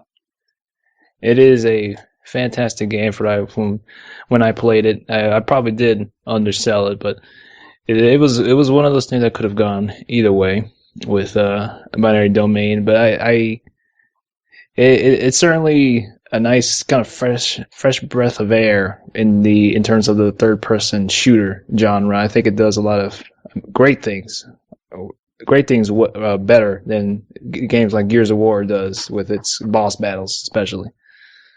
Yeah, I mean, even the low level enemies you enjoy shooting just because they have those cool little bits of metal flying off of them. Whereas in Gears of War, it's like okay, the bullet holes, but they're not really that permanent. Whereas when you're firing at the enemies and you see chunks of their armor flying off, that's fairly permanent for them, where they can't regenerate that or what have you. So it's a little bit more of a visceral experience. I love the fact that you can switch out your teammates and not only give feedback like hey good job I like what you're doing, but you get to get pretty interesting dialogue with us specific members of the team that you have assigned to you, like being the ladies man that I delude myself into thinking. I got the British lady as well as the Chinese agent together on my team, and the first thing they asked was like, why? Well, why did you choose both of us? And the Chinese lady was like, that's because he has a perverted mind. Oh, that is brilliant writing, and I love Bo. He's just this big lovable oaf, but he's not the stereotypical one. He's not just like Coltrane, just like woo Coltrane, woo funny catchphrase. Like, he's actually an interesting character, and I love that about him. And I absolutely love the character of Kane, who is the who's like this French robot, but Yes. and he's just great because he is this he's this robot who is like the most polite, the most docile person, but like when he gets into combat he's like a destructive force of nature. And oh gosh, it is great. And the story, it's fairly interesting because like once again I would almost compare it to Enslaved, where it it gives you this question of morality towards the end where you start to think like, yeah, wait a minute, is this justified or not? Because when they there's a quote in there, it's like, oh, you're going to kill all these people because of this one thing.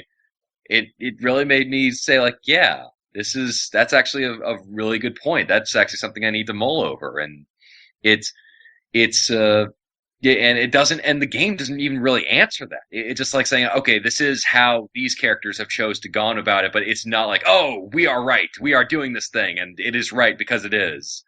It's this, it's this look at humanity and what it really means, and kind of in its relationship to these particular characters, and it's just a really really well told story, not that incredibly complex, but it's still very well told. And I don't think that they're like, oh, it's not original. That's not really, I don't think, a criticism of this game, because it's very original in terms of how it portrays robots and humans in the sort of relationship in their relationships with each other.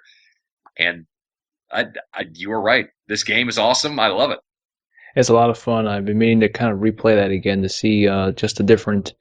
There's just vastly different dialogue options, but by the way you choose your different squad mates, you always can kind of get something different with them, and there's always this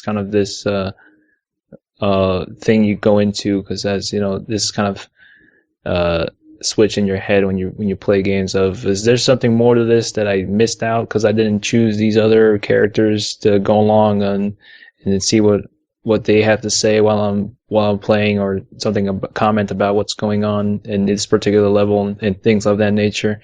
It was a hell of a lot of fun. Oh Just yeah. just the did you ever use the voice commands on with your headset? I I did not. I did for like the good like hour of it, and then I just like I kind of it's not it was an interesting idea of having that there, but it's not the most well implemented. But I respect them for trying something a little different. But just one of the kind of little criticism I have on it is just there's not a lot of variety in terms of you get kind of commands you give, and just the things you say. When someone asks for your opinion, like, I mean, that was something somebody says. That was a tough battle, man. We lost somebody, and this is gonna be it. This is gonna be the end, man. You ready? And then you just like either has like three or four options, like yes, no, hell no. All right, just it's a little lackluster, but I do at least like the fact that they have that there and just being able to do it. Sometimes a good chunk of the time it works, but I just got a little tired of it. It was a little silly of me just yelling out these commands. What it was at the same time as like maybe when your mom or your sister coming down, it's like, hey, Splinter, you want to grab some dinner? Hell no. Okay, well, we'll be no need to get angry, but we got some Popeye upstairs if you want any. It is awesome how you play will also dictate on the I guess it was the loyalty or trust points that they get implemented in there, or what they say to you. If you really sucked at a level, they'll tell you right? straight on, and then you lose kind of like a point or two on the trust there, and they kind of always if you I was pretty fairly decent at the game, so the only downside of it sometimes was that if if you get headshots a lot, Big Bo would always saying that was sweet, That was sweet. which is awesome. I never got tired of that. That actor played it just right. The voice actor for Bo, it was, gosh, he found the right amount of levity, but like while still remaining grounded. Like he wasn't just like, I don't know, Uncle Tom's Cabin or Within Our Gates sort of depiction of a black person, where he was just like, okay, he's this guy, he's a soldier, but he also likes to have a little bit of fun. Yeah, it's an interesting game. It's presented like a action movie, but it also has this questions of morality embedded in there, but it never doesn't get too heavy on that. But some of the characters are fairly unique. The main guy is intentionally kind of cardboard cutout of this kind of action hero dude, but you kind of get more of a characterization with him kind of near the end, or as you kind of progress through the game, and it's so much variety in terms of characters and stuff like that. And Kane was awesome. I felt that sometimes he was always kind of, I don't know if it was intentional or unintentionally, patronizing you sometimes if you didn't do well in a certain level, or shot him by accident. They always ended up shooting somebody by accident. It's, oh, sorry, I didn't mean it. And then they always get, and after you like some sort of boss battle, they're talking to you for a little bit, and then you get the response like, "Oh, I'm sorry, man." It's like, "Sorry, it's not gonna cut it." And it's like just depending on the responses you give, it will always kind of dictate the trust level with you. It's also a little bit, sometimes a little difficult to tell whether or not it's going to be something that's going to fare well with each squad mate you have. And it's strange because at the beginning level is when you have those kind of cool suits, and it's funny that how that swimming section, it's the only time you see it. It's like yeah. Yeah, I didn't think about that, but you're right. Whereas that was the only time that swimming section was implemented, and it was over relatively quickly. It was like, okay, this is like a cool little section. Like, okay, now we're hiding underneath the water for the searchlights to go away. And yeah, I wonder how much money that they poured into making those, suits that the wetsuits that they never even use again. Yeah, I wanted to see those suits again. I thought they were really awesome. Mm-hmm. But you never see them again. But that was like the only section, and there's every now and then quick time events too that are relatively simple to do. There are occasions, and every now and then that I messed up on, especially like the ones near the end when you're running away from the collapsing building after you try to stop the satellite. That was a little interesting, but it doesn't take it too far back from the checkpoint. But it's most of all a lot of fun. Mm-hmm. Absolutely. There was never a repeat moment. I love the fact how ingenious ways that you have to take down the big bosses. They're almost so much fun, and the designs were so cool. Like What was the first boss that you faced? What was that? The Lance Guard? Yeah, it was the one that you climbed on top of him, and then you try to shake you off, and you have to like balance yourself, right? It's like the Oh, one like in the city, like outside. yeah, yeah, yeah. I mean, that was just fantastic. Where they had the right pacing for that. Like every time you think you're getting bored, they like throw something new at you, and gosh, and like the new environments are so inspired and creative. And we were talking about before the main protagonist, who he's so he kind of looks like that generic action hero, so I kind of forgot his name. But he actually has a fairly interesting backstory where you think it's like, oh, he's just this jingoistic, like, rah rah, America taking down the robots because freedom and democracy. But no, he actually has a really interesting psychological reasoning for this, where it's like, oh wow, even though it seemed a little bit misplaced, it's like, okay, I can at least now understand where you're coming from, man. It's like, wow. Yeah, Dan Marshall had those moments of he always going through these flashbacks when he was younger and seeing his whole take on robots and stuff like that. This all this kind of his feelings towards them uh, led to him as a child, and it kind of changes his opinion on it as you later progress to the game too. Oh yeah, he changes his point of view on robots, especially when it starts a little bit. When they finally have Kane in the group, and like he starts to not really trust him at first, but he seems just as willing to take down the robots. But it it is an interesting character development, and I will definitely treasure this game just because it's one that it's very traditional in terms of kind of the science fiction approach of, okay, what is humanity? What do we consider humanity? Is it kind of society that considers what is humanity, or is it something that we make that we intrinsically understand as a species? Or are we born, like, does it matter where we come from? Are we still human if we are not born of like a womb or something like that? Like, are we sentient creatures, or if we think, therefore we are, that sort of thing? And I thought that was very, very well handled. Yeah, and surprisingly for a game like this, it looks very good. Visual wise, it has some really good uh, moments of just wow, this looks pretty good for a Japanese. Was it Sega that published Yep. this? Yeah, Sega. Yeah, I Mm-hmm. mean It's like, they always have these kind of very visually appealing games. Like Vanquish was a really nice game to look at. It was full of color, unlike other third-person shooters out there. well, Pretty. that one was actually developed by Platinum Games. Was that one published by Sega? I believe that was published by Sega, if I'm not mistaken. Oh, all right. So, yeah, Binary Domain is, like I said, is a very, very underrated game of last year. Yeah, That it is. It is one of those really, really great games that went under the radar, and it definitely deserves all the attention that it's been getting. I think it's a better Gears of War than Gears of War 3, where you have these actually interesting characters who talk about interesting subject matter while playing also just a badass game.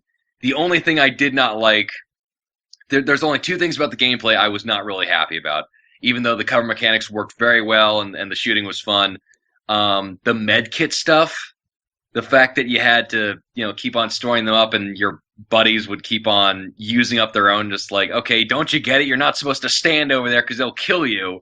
And then when you went over there, it's like, no, you're supposed to be defending that area. It's like, you're gonna die if I don't help you.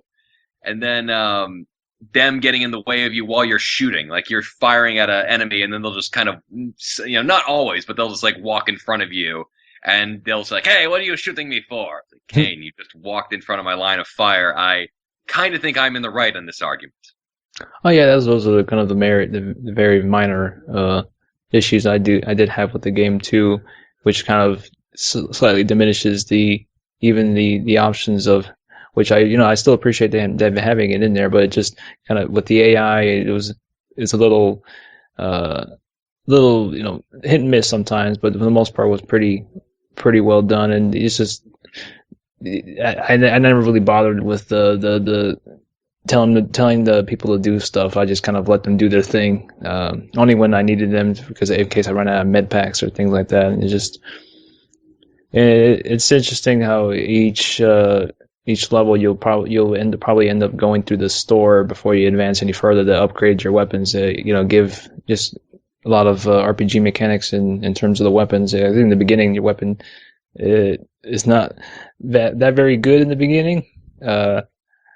Once you kind of get enough experience points by shooting and killing these robots in kind of creative ways, and then so you'll get more of a bonus in terms of cash, so you can go to these small vending machines and upgrade your weapons, and from ranging from ammo accuracy and just other things attached to that weapon, and also to your squad mates, or just other these little green things you can add into your only have a limited amount of space you can add into your kind of skill tree, kind of a skill tree, and each character does something different, which is it's really cool. It's not the most perfect put together game in terms of its AI sometimes, but it gets the job done most of the time. It's fairly good in on its overall package.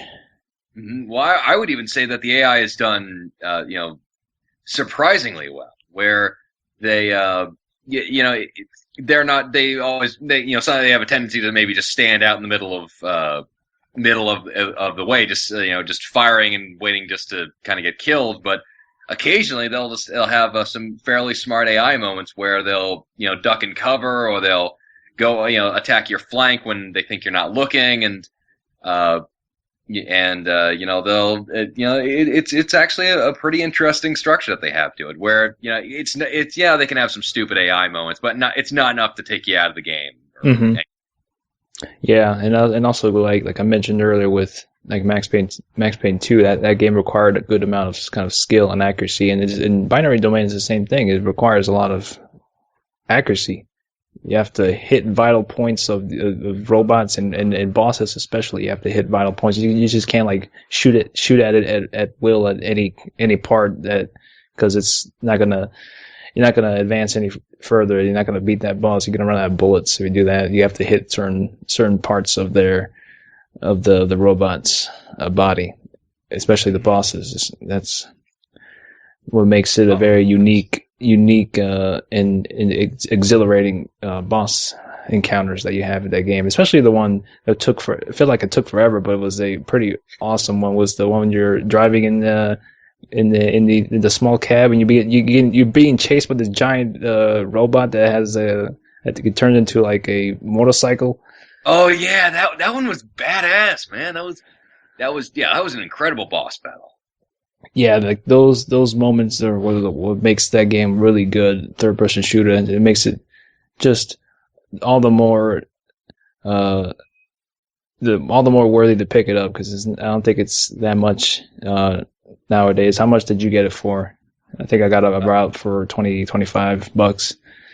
I got it fairly cheap, where it was actually a part of an Amazon deal, where it was that and what was that? Somebody open the door! Hurry! It's the robots! Oh, I kicked my mouse, so I almost knocked it over. Where it was that, and it was $15 deal, where I got Sonic Generations and Binary Domain, and I good investments for both, just because I'm not a huge fan of the Binary Domain was awesome.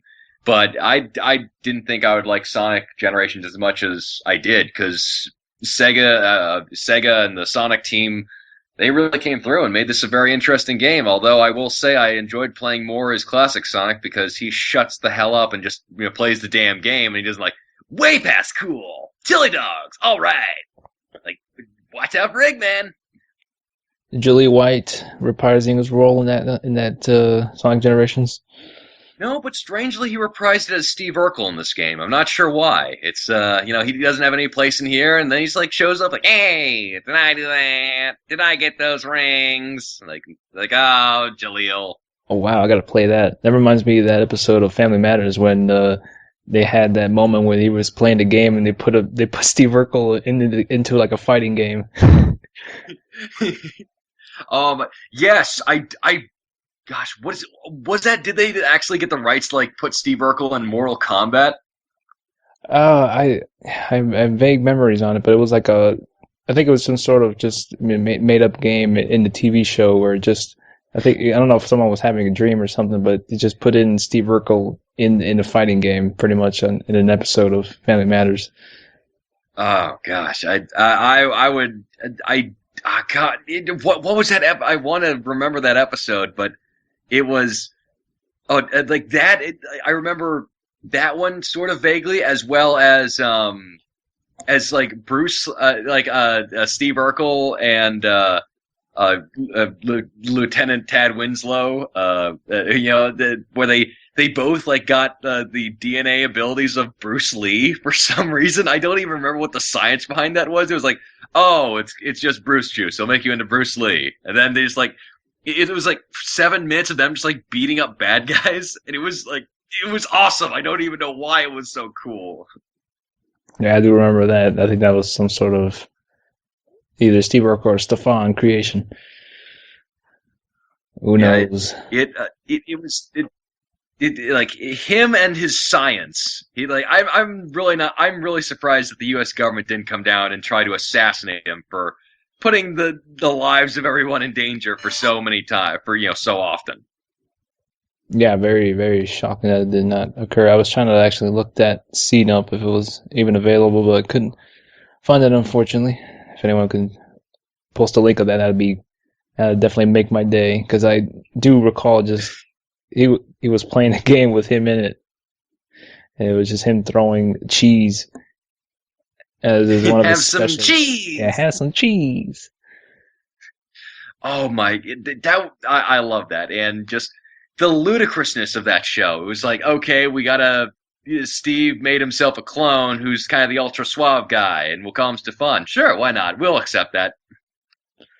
So yeah, other than Family Matters, we both give Binary Domain a thumbs up, worth checking out. Absolutely, It's not a it's very certainly a it's not game a worth your. Hmm? my bad. It's not a very long game, but it's definitely worth the good $15 or $25 that you can probably find it somewhere. Not a bad bargain. It's decently good. It's a good pace and it ends when it needs to end. I think it doesn't overstay its welcome.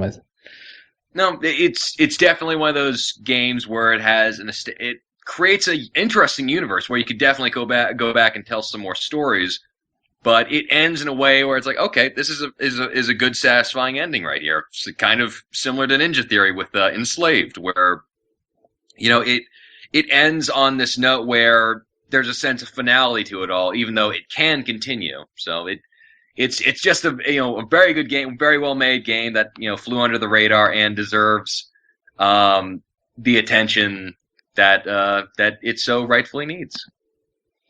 I gotta ask on a side note that part when you're in the slums, did you say yes to that Japanese girl that said that she wanted to be your boyfriend? Oh hell no! I have no idea what kind of diseases she's carrying. And besides, I was trying to mac on that British lady for the entire time, but she was not a option. So I was like, well, this just stinks. No, I went for the other girl, and then Yeah. ended up. If you go that route, really, it really adds to that story uh, twist. Oh really? Oh yeah, Well then I gotta replay that and discover some new story information, buddy. very very well. It's one of those that I probably will replay more than once, which is Oh yeah. It's very rare of me to say for most games that I replay more than once, but that gameplay was a lot of fun, which was one of the main things that will attract me to replay that again very soon, very soon. So, other than Binary Domain, have you played anything else? Sonic Generations, which I have to say, bravo, just because they make they get the flavor right for both of the Sonics that they have, where they have kind of the 2D Sonic that we all know and love from the Genesis era, and then it's like different levels from different games that everybody remembers, like Green Hill Zone. But there's also the 3D version of Green Hill Zone where you get to be Sonic and go super fast and chili dogs. Now, there's not chili dog. Well, there is one chili dog in sight, but yeah, I think that's just like, oh, well, yeah, I gotta throw that in there. But yeah, it's very well done, and there's these cool boss battle segments where they use everything to the right level, and they focus around the gameplay and not really the gimmicks of speed that Sonic's kind of been known to go through with the its 3D interpretations. But a lot of great boss battles. The final one is kind of stupid because it doesn't. After all the hand holding, like every single boss battle has this hand holding moments where it's like you attack this thing and you'll damage it, and then it's pretty like duh. I know I can kind of see where you're going with this, and then with the last one, it's like I need some help here because I don't know how in the world to damage this guy, and then there's like no hint. It's like the hints are like Sonic, you have to damage him.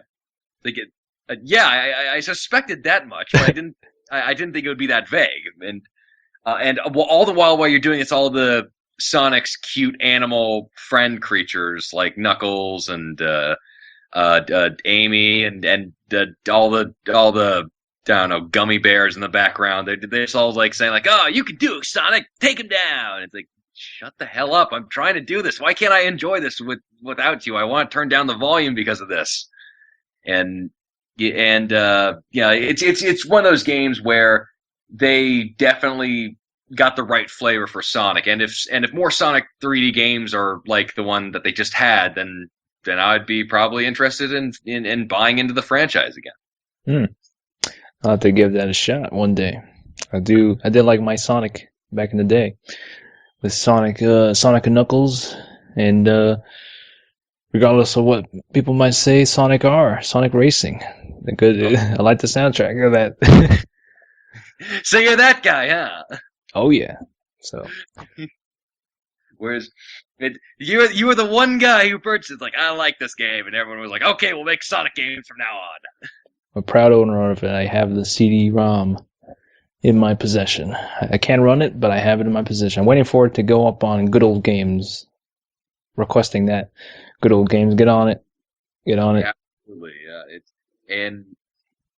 and I still have to say that like Sonic, in the end of Sonic Generations, they still try to make it a little too, I don't know, unnecessarily epic.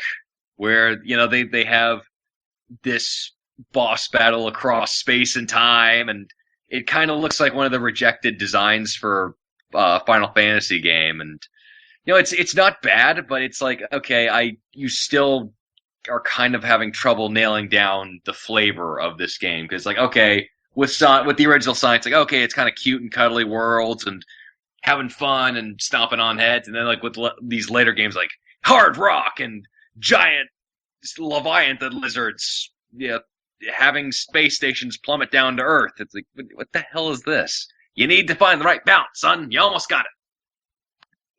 Most definitely. So, other than that, anything else before we head to questions or?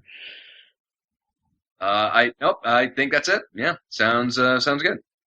Yeah, I think that's a pretty good time for the questions. We got loads of questions for this episode today, episode 128. So let's 128. Start off with a question from Jack Burton. Hello, Jack. His question is, will you hold on to your old systems when the new ones come out, or sell everything to help pay for them? Always the interesting debate of allocating resources to what you want or need. And I have to say, I'm probably going to keep them just because one, I'm a lot more hesitant about the future uh, of the next generation, especially with this discussion of the PS4 maybe coming out tomorrow or announcement coming out tomorrow. Just because I don't think we've worked out the kinks of the problems of this generation enough to warrant us to okay, now we're done. Let's go into the next one. Or I don't think we've reached the full potential of this console cycle. If anything, I would say at least 2 more years if it was my decision, just to keep more games going. But you have these analysts who have no idea what they're talking about. It's like, oh, but no, we have new innovation and franchises, and that's when things happen. It's like, no, that's only these big companies who want to kind of attract new titles and names and whatever. But yeah, but if these new consoles come out and they can play all the games on of the old consoles, then maybe I'll sell it if I like the new consoles enough. But that's a big if because I'm hesitant on the next generation. Yeah, I hear you. It's a little early to say because anything could happen. There could be things about it that it could just depend on the price or just what it has to offer. It's just very kind of early to say, but I'd assume if it's at least able to be compatible with 360 games on that system, I probably would most likely sell it for that newer console. But that's, like you've said, a big if, and it's still a lot of time before we kind of reach that point where there's newer consoles out there. There might even probably will be some sort of PS4 announcement. It would be interesting to see if Sony will do something beneficial and innovative. I like to be optimistic about it. I hope they at least learn the mistakes they've made with their past investments, mainly either the PS Vita or just the The PS PS Move. Vita, yeah, the Move, the Vita, both the PlayStation Portable, the PlayStation Portable Go. The fact that they had one of the absolute biggest screw ups of this generation of the PSN debacle, and frankly, they lost a lot of their exclusive content. Same with Xbox as well. But that's also their problem. But it's not Xbox. It's not Sony's fault for Xbox losing their exclusives. That's something that Microsoft has done as well, but that they didn't really keep up on. But I think out of this entire generation, Sony is the one that out of the big three that's come out with the most egg on their face.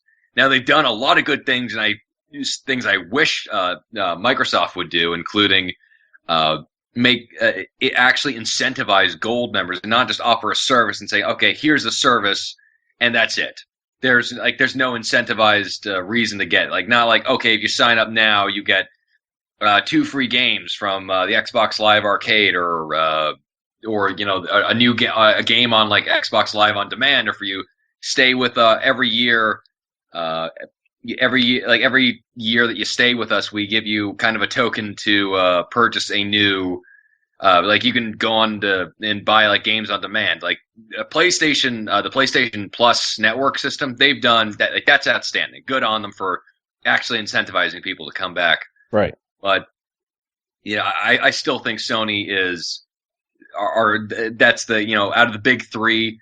Strangely enough, everyone was criticizing the Wii at the start of this generation, but I think they have actually come out the best looking from this generation, and Xbox kind of by default because it didn't really do too many egregious mistakes. But then you have Sony, who I think has done almost everything wrong in this generation cycle and very few things right. Yeah, I think that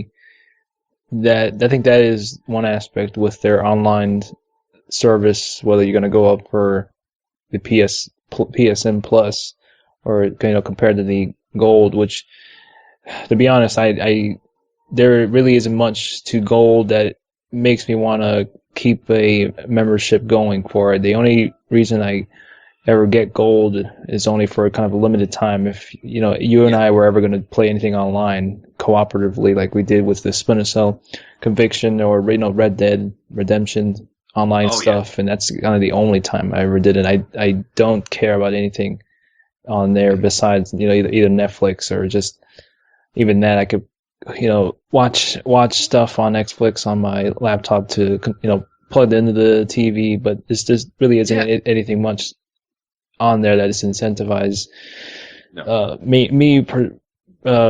in just that aspect of getting gold. I'm fairly fine with the basic membership at the moment. Yeah.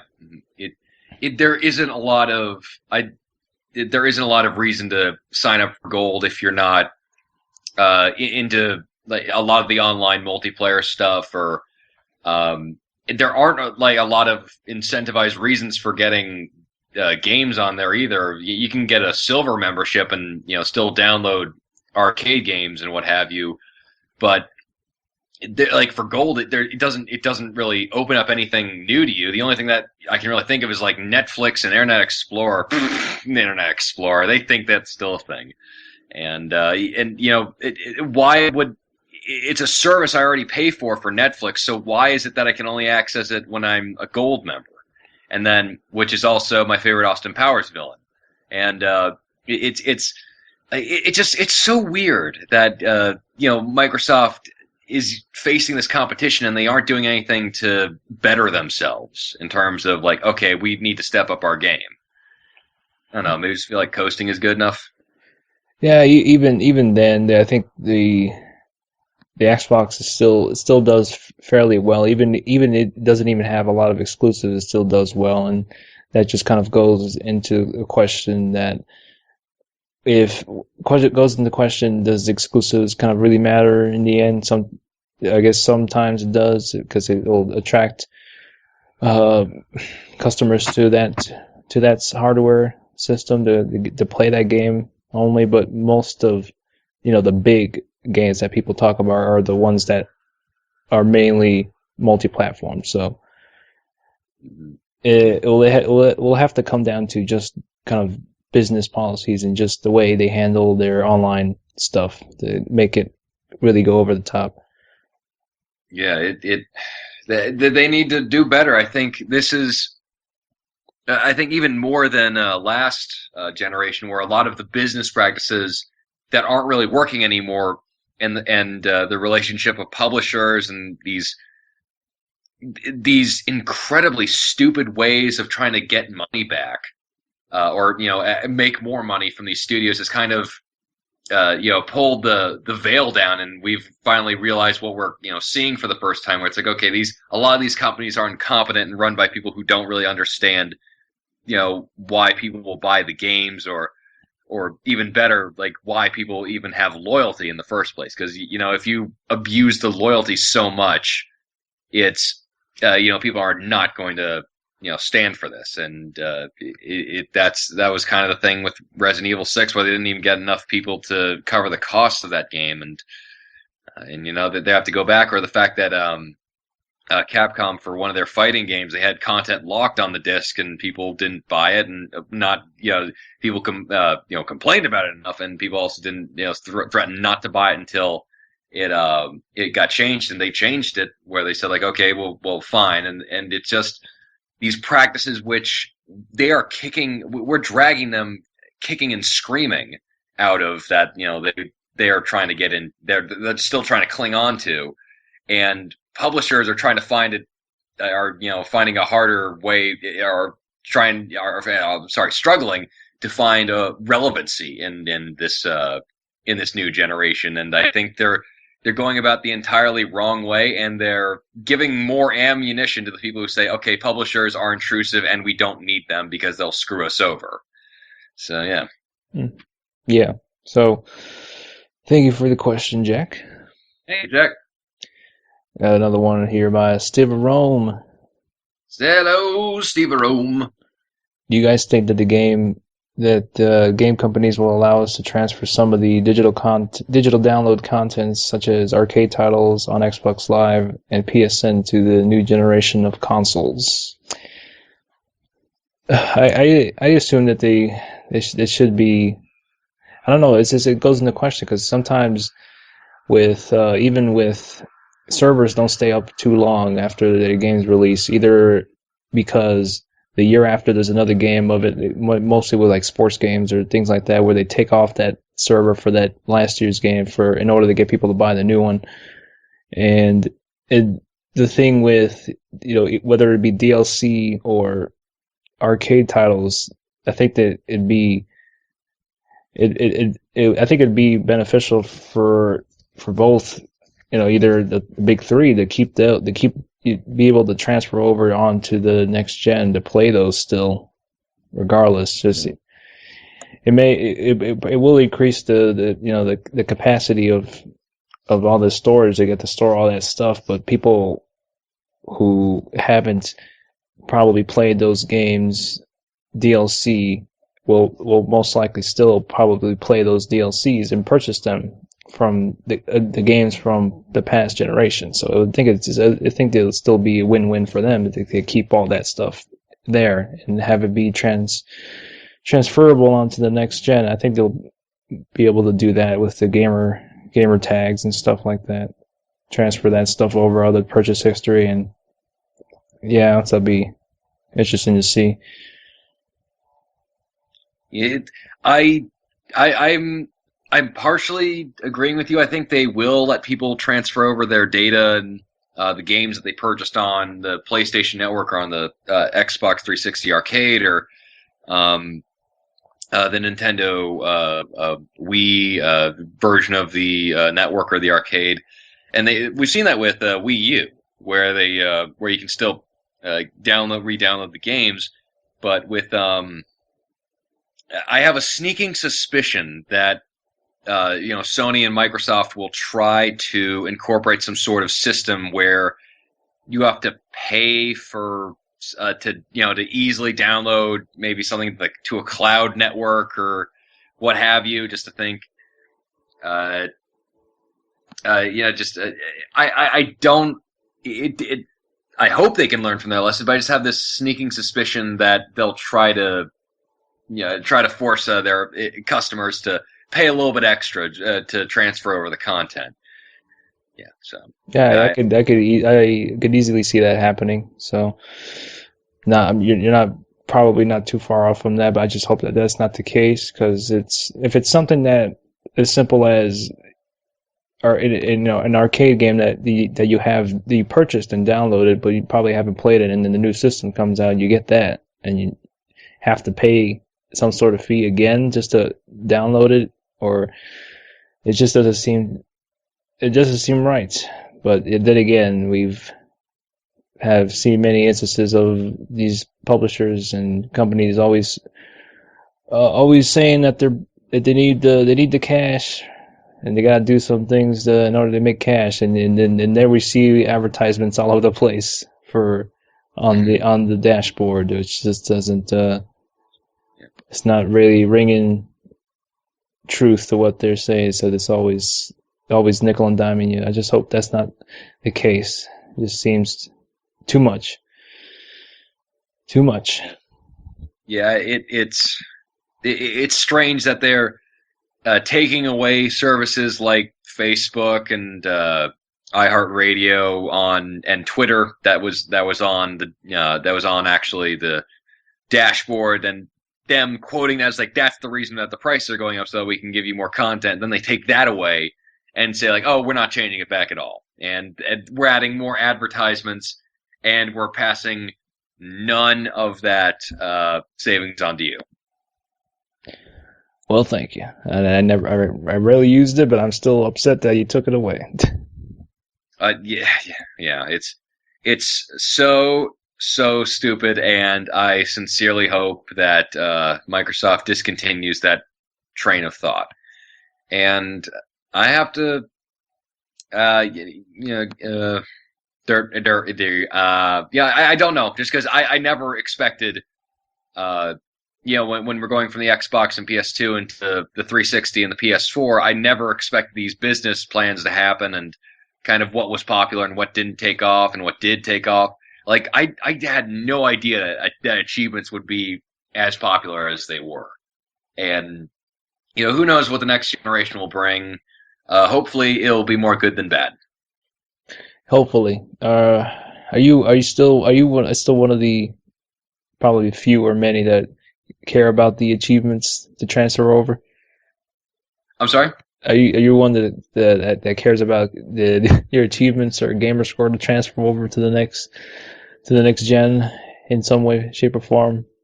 I will burn down Microsoft Studios if I cannot transfer over my achievements. I did not strain through Dead Space 2 to get 1,000 credits on that son of a gun, and just to be like, oh, it doesn't matter, it's not going over. And so Microsoft, you better find a way to keep the achievements over there if they're not already programmed in there. Yeah, I hear you. Going through daily permission a lot of times to get those achievements and collecting those trading cards and just having the achievements to prove it is it's certainly an interesting experience to have. But I found it a lot of fun just to do rather than just doing it for an achievement. I can't really comprehend that much of people going as far as manipulating their gamer scores and achievements when they're not even doing it themselves. It just doesn't seem Mhm. that worth it because you could if you get found out, that's when your account gets shut down from Microsoft by doing that. Just strange. Just the virtual self achievements, I guess. Mhm. Yeah, I mean, yeah, there's kind of a personal sense of achievements that you get when you just make it yourself, like, ah, I did that. That's good for me. But then again, they're not Dead Space 2, so I want to show everybody that I did that and take that to my grave. That will be over my tombstone, so you better make sure that's in there. Yeah, game achievements are fine, but like the actual kind of gamer score stuff, I don't get. But like having Yeah. a certain achievement in the game, like by doing this certain thing on this difficulty level, that's kind of cool to show off to your group of friends, maybe not strangers, but to your close group of friends. Like, yeah, I did that.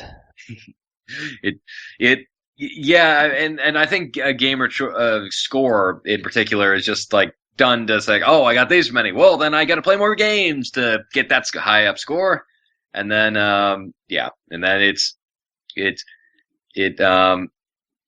it was it. I hope that they at least carry achievements over. I don't know if gamer score. Yeah.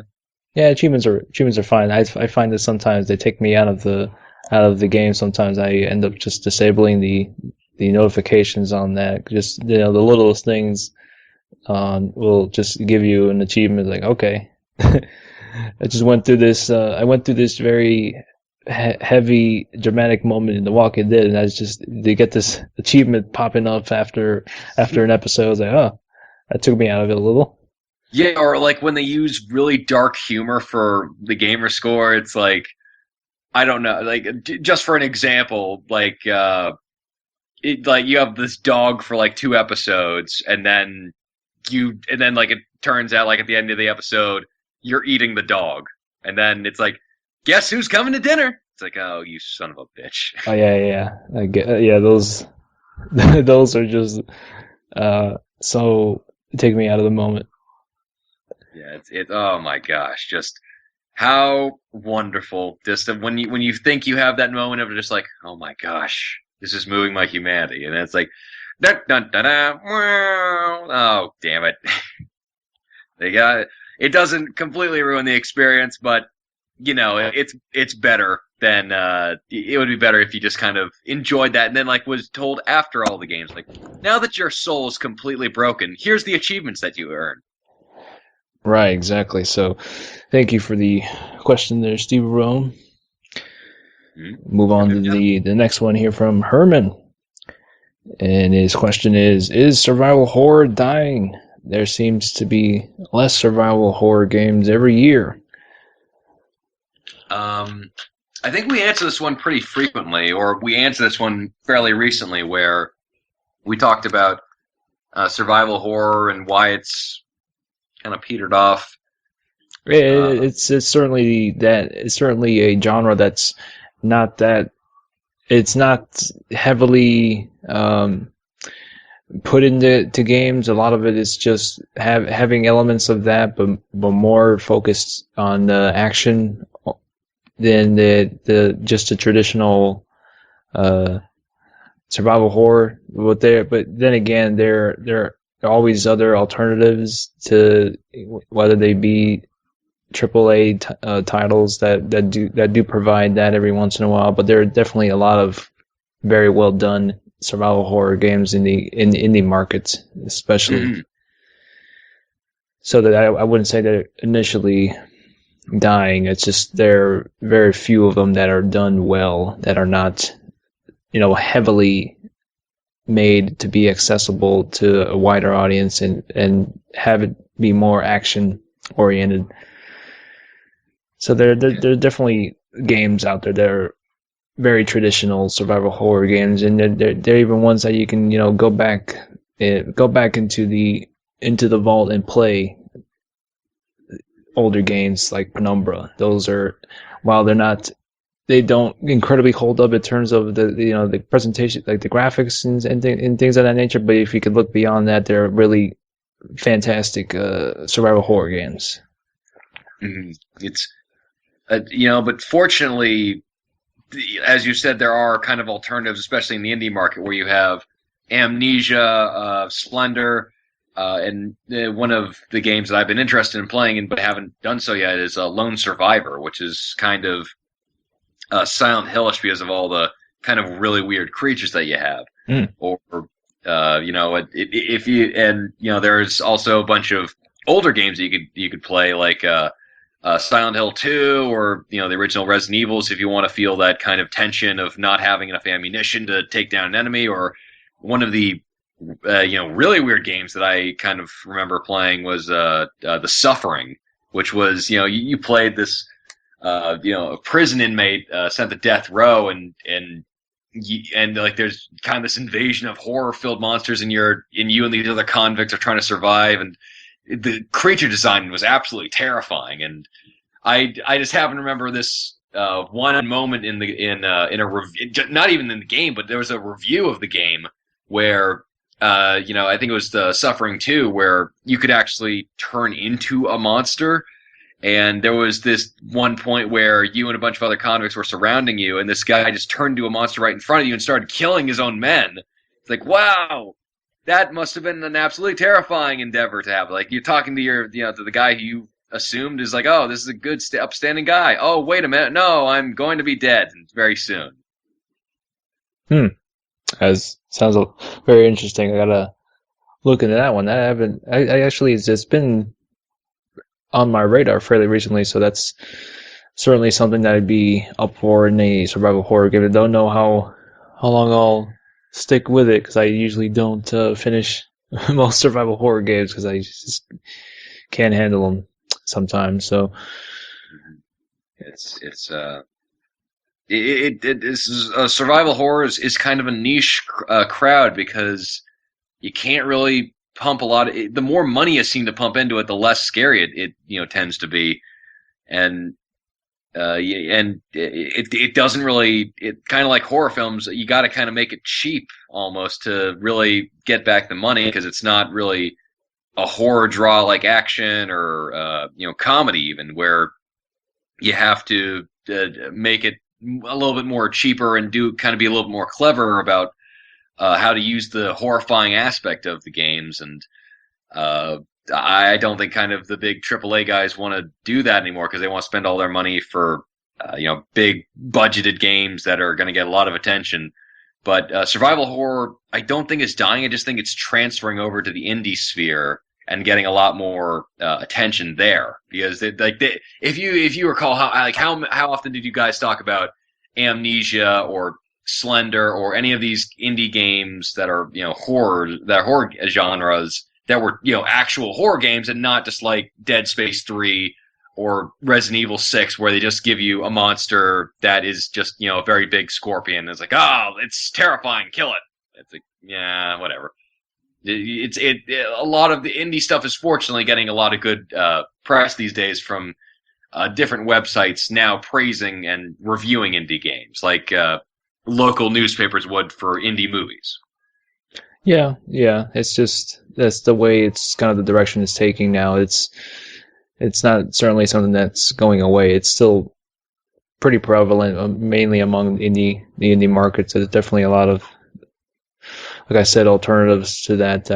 Recently, a while back, I did play. It's like kind of a 2D horror survivor game where you just, was really well done, and it just the main thing was just the sound that really set it over the top for that game. It was unlike any other kind of survival horror game you mainly see in that's AAA. It's just very small little project that does a few things that add to the tension of making it just that more of a survival horror game where you just don't rely on weapons at all, just kind of more on just running away or whacking someone on the head and getting the hell out of there, not confronting him in a action oriented way. Just surviving.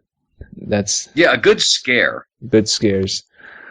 Yeah, where you don't feel completely in control. And actually, as a kind of a funny little side note, Binary Domain actually had kind of some of those moments where the big bosses, you couldn't kill them with kind of traditional run and gun shooting methods. You had to kind of find the area specific ways to knock off their armor.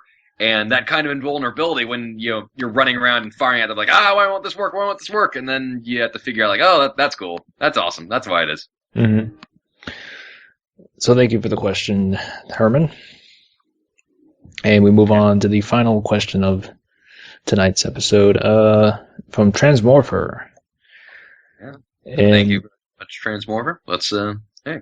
And her question is, if you could cast one actor or actress as a protagonist in a video game that once had a high point in their career, then faded into obscurity, who would you cast and why? I think Christian Slater in a noir sci-fi video game protagonist. You son of a bitch! You took my answer. I was 2 seconds away from saying it.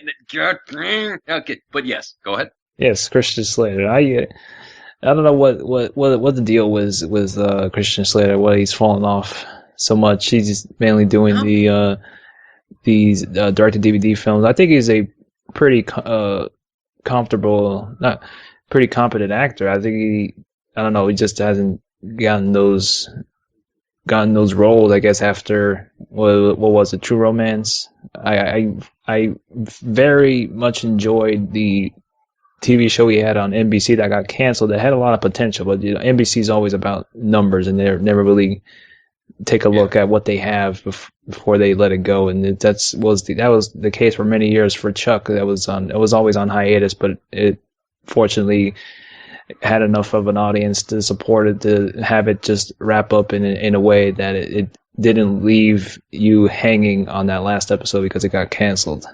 And that was the same thing with 24 too, that it ended it in a way that wrapped everything up and just didn't leave you there guessing what could have been if they didn't cancel it.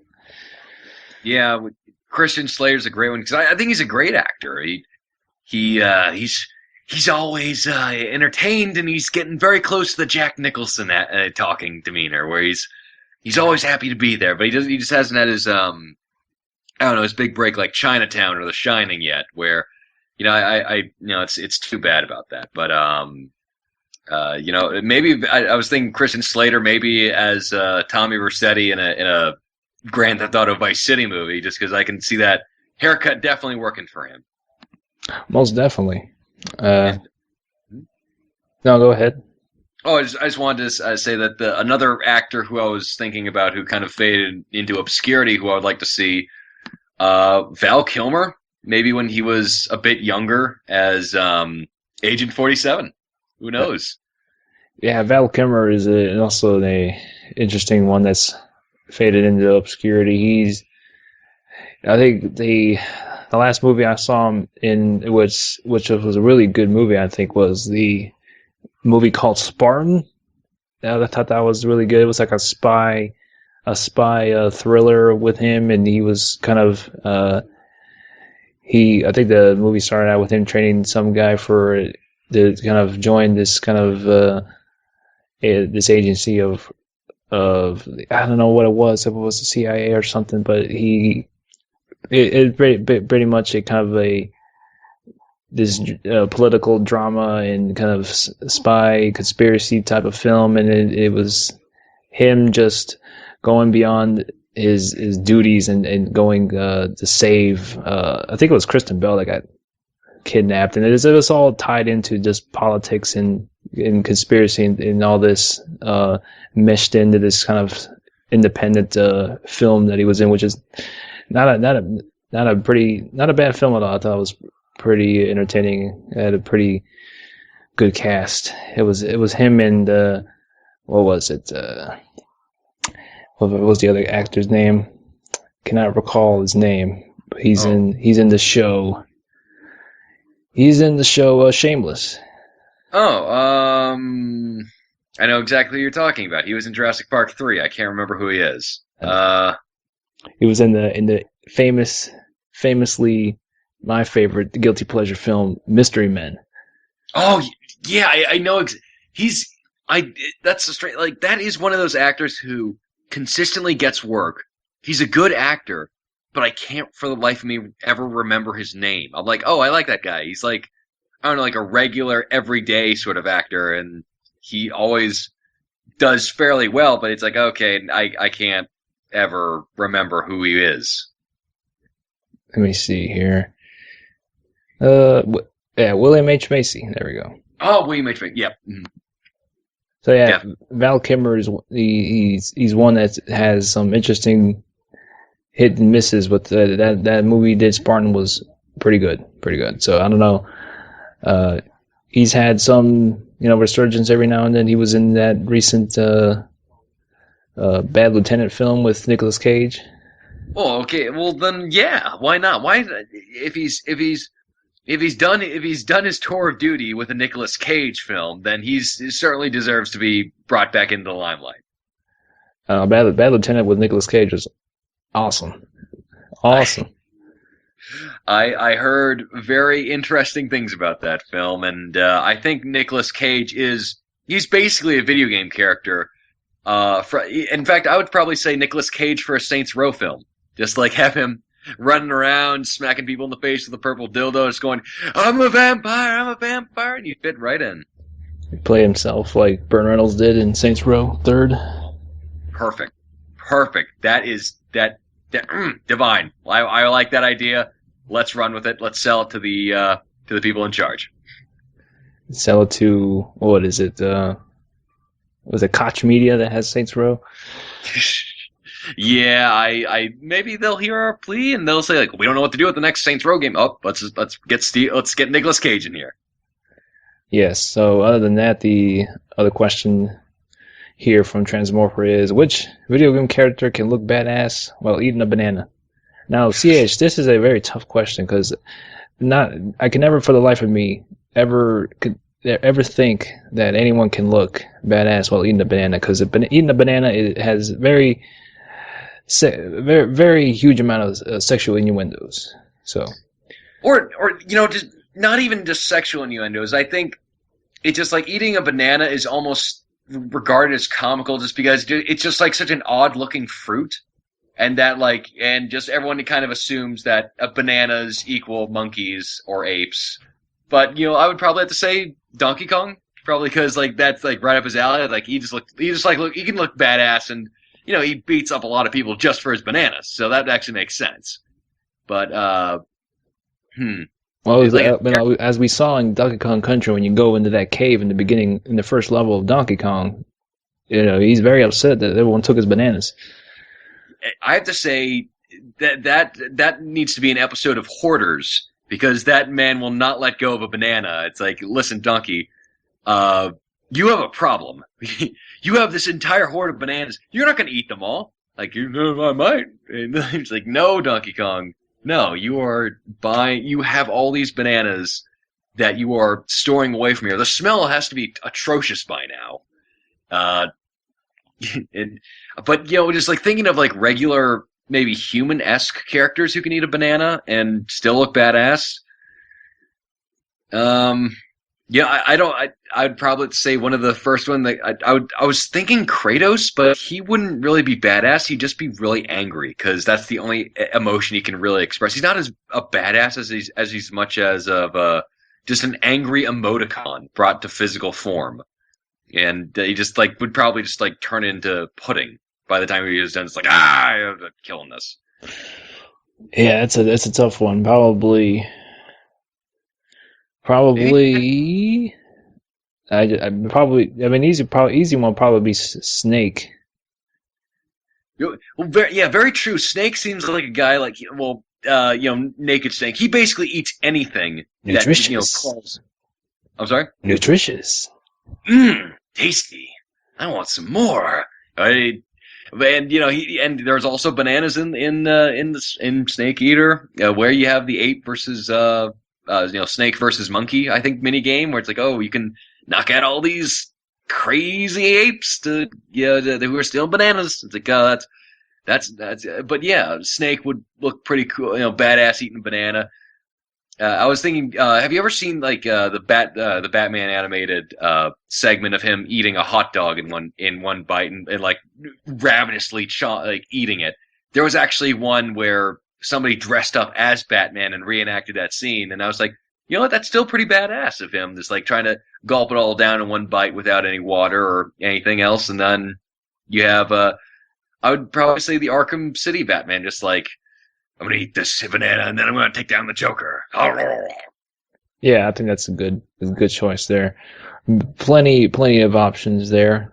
I probably one would I consider. Well, who would look not so badass eating a banana? That is another question there. Probably Otacon. Yeah, I don't want to see Otacon ever doing anything, just because he's just a character who makes me mad. I don't even know why. He's like the Seth Rogen of video game characters, where even if like I don't even hate him, I just want to punch him in the face, and I don't know why. He's just one of those characters. It's like you have a very punchable face. I hope we never meet. Hmm. But yeah, Otacon is definitely one, and yeah, he wouldn't look that cool eating a banana. Uh, maybe probably if we're still going with the sexual innuendos subject, maybe gay Tony. I'd probably feel a little bit uncomfortable around that, but that being as a heterosexual man, does that that would probably be understandable. I'll probably what's the other guy? With Bernie? GTA 4? Yeah, Bernie, absolutely. But I would kind of look past the fact that he's being the stereotypically gay guy eating a banana just to take him aside and go, listen, dude, you don't need to try this hard. You are the Uncle Tom of gay characters. You just need to step back and take a breath and stop having so many phallic symbols inside of your house. Okay, it is not cool these days, but come on, I know you're better than that. But if he still did that, I would kind of still feel uncomfortable if he was eating a banana in front of me. Yeah, he'd be the most uncomfortable one to watch it. Eat a banana. Or just like eating a banana and then two mangoes right under it. It's like, you're making the imagery worse. Don't do this. Don't do this. Don't put the oranges underneath there. It doesn't sound like something too far off from what Rockstar would probably do. Just wait and see. I just have a wait and see order to see what Dan Houser does for his next game. It's the Bernie spinoff DLC. It's the Bernie spinoff. Cox, Cox, Cox everywhere. It's like oh Dan Houser, you sly devil. So yes, other than that, thank you for the questions, everybody, and Transmorpher for that Yes, thank you everyone. thought-provoking banana question. Mm-hmm. Now, I hope that won't be on my mind tonight, because then I won't be able to sleep. You wouldn't want that. No, not want that. Maybe Laura Croft eating banana. Who knows? I would definitely. I could fall asleep easily to that. Like, well, there's that image in the world. Good night, everyone. Yeah, Bayonetta would look badass. Absolutely, absolutely. Just make sure you don't get any of the hair suit in the banana, because that would be pretty disgusting. You know, it's always bad when you're eating and you always find a hair in something. And then with Bayonetta, I'm sure that's like a constant problem with her. Just like she's like eating everything at like arm's length. Just like I have to make very sure my hair suit doesn't get in there. Like I can only imagine if like someone said like was sitting next to her and was like, oh, there's a hair in my soup, and then like her whole entire head's laying in soup. Like, oh, sorry, that's me. Dun, dun, dun, dun, dun, dun, dun. And then she does the sexy walk out of there. Mm-hmm.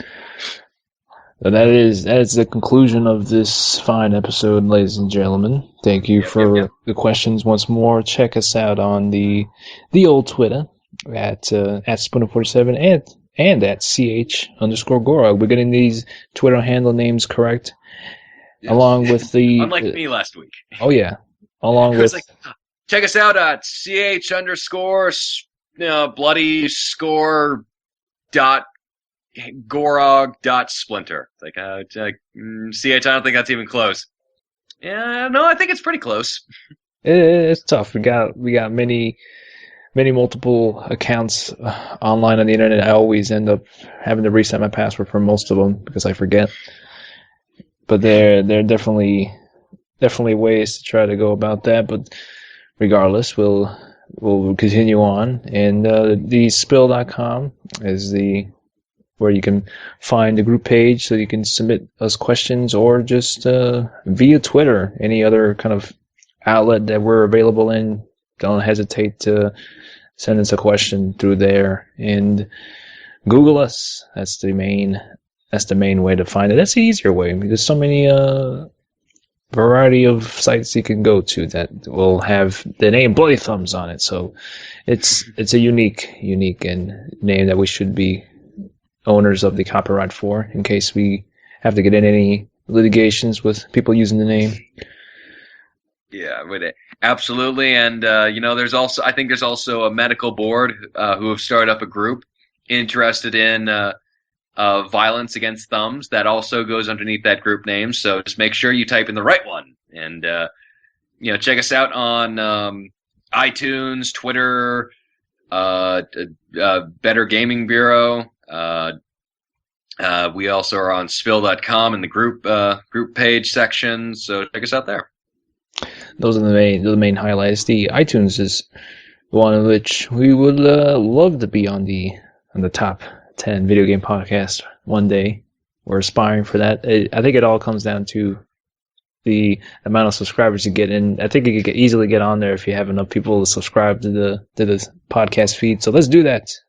Absolutely. Let everybody out there, please tell everyone who's interested in in video games to subscribe to Bloody Thumbs, and we'll be having a contest fairly soon. I would say probably at 130 on our 130th episode. We'll have a little contest giveaway, and so just get psyched for that. And thank you once again for all your questions and your constant love and support. Very well said. Thank you very much. And for myself, Splinter47, this has been 128th episode of Bloody Thumbs Podcast. So I will bid you adieu. Any final words, CH?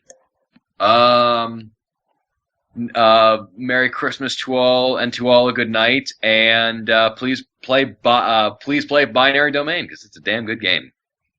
That's the good way to end the show. Play Binary Domain. Exactly. Binary Domain, Deadly Premonition, come on, they are not expensive now. You have no excuse to avoid them now. Uncle Gorog says go get them. Be kind to others. That's the Jerry Springer way of ending a show. I thought you were going to say be kind, rewind. And it's like, to the parts of this episode where I'm studying through, maybe not.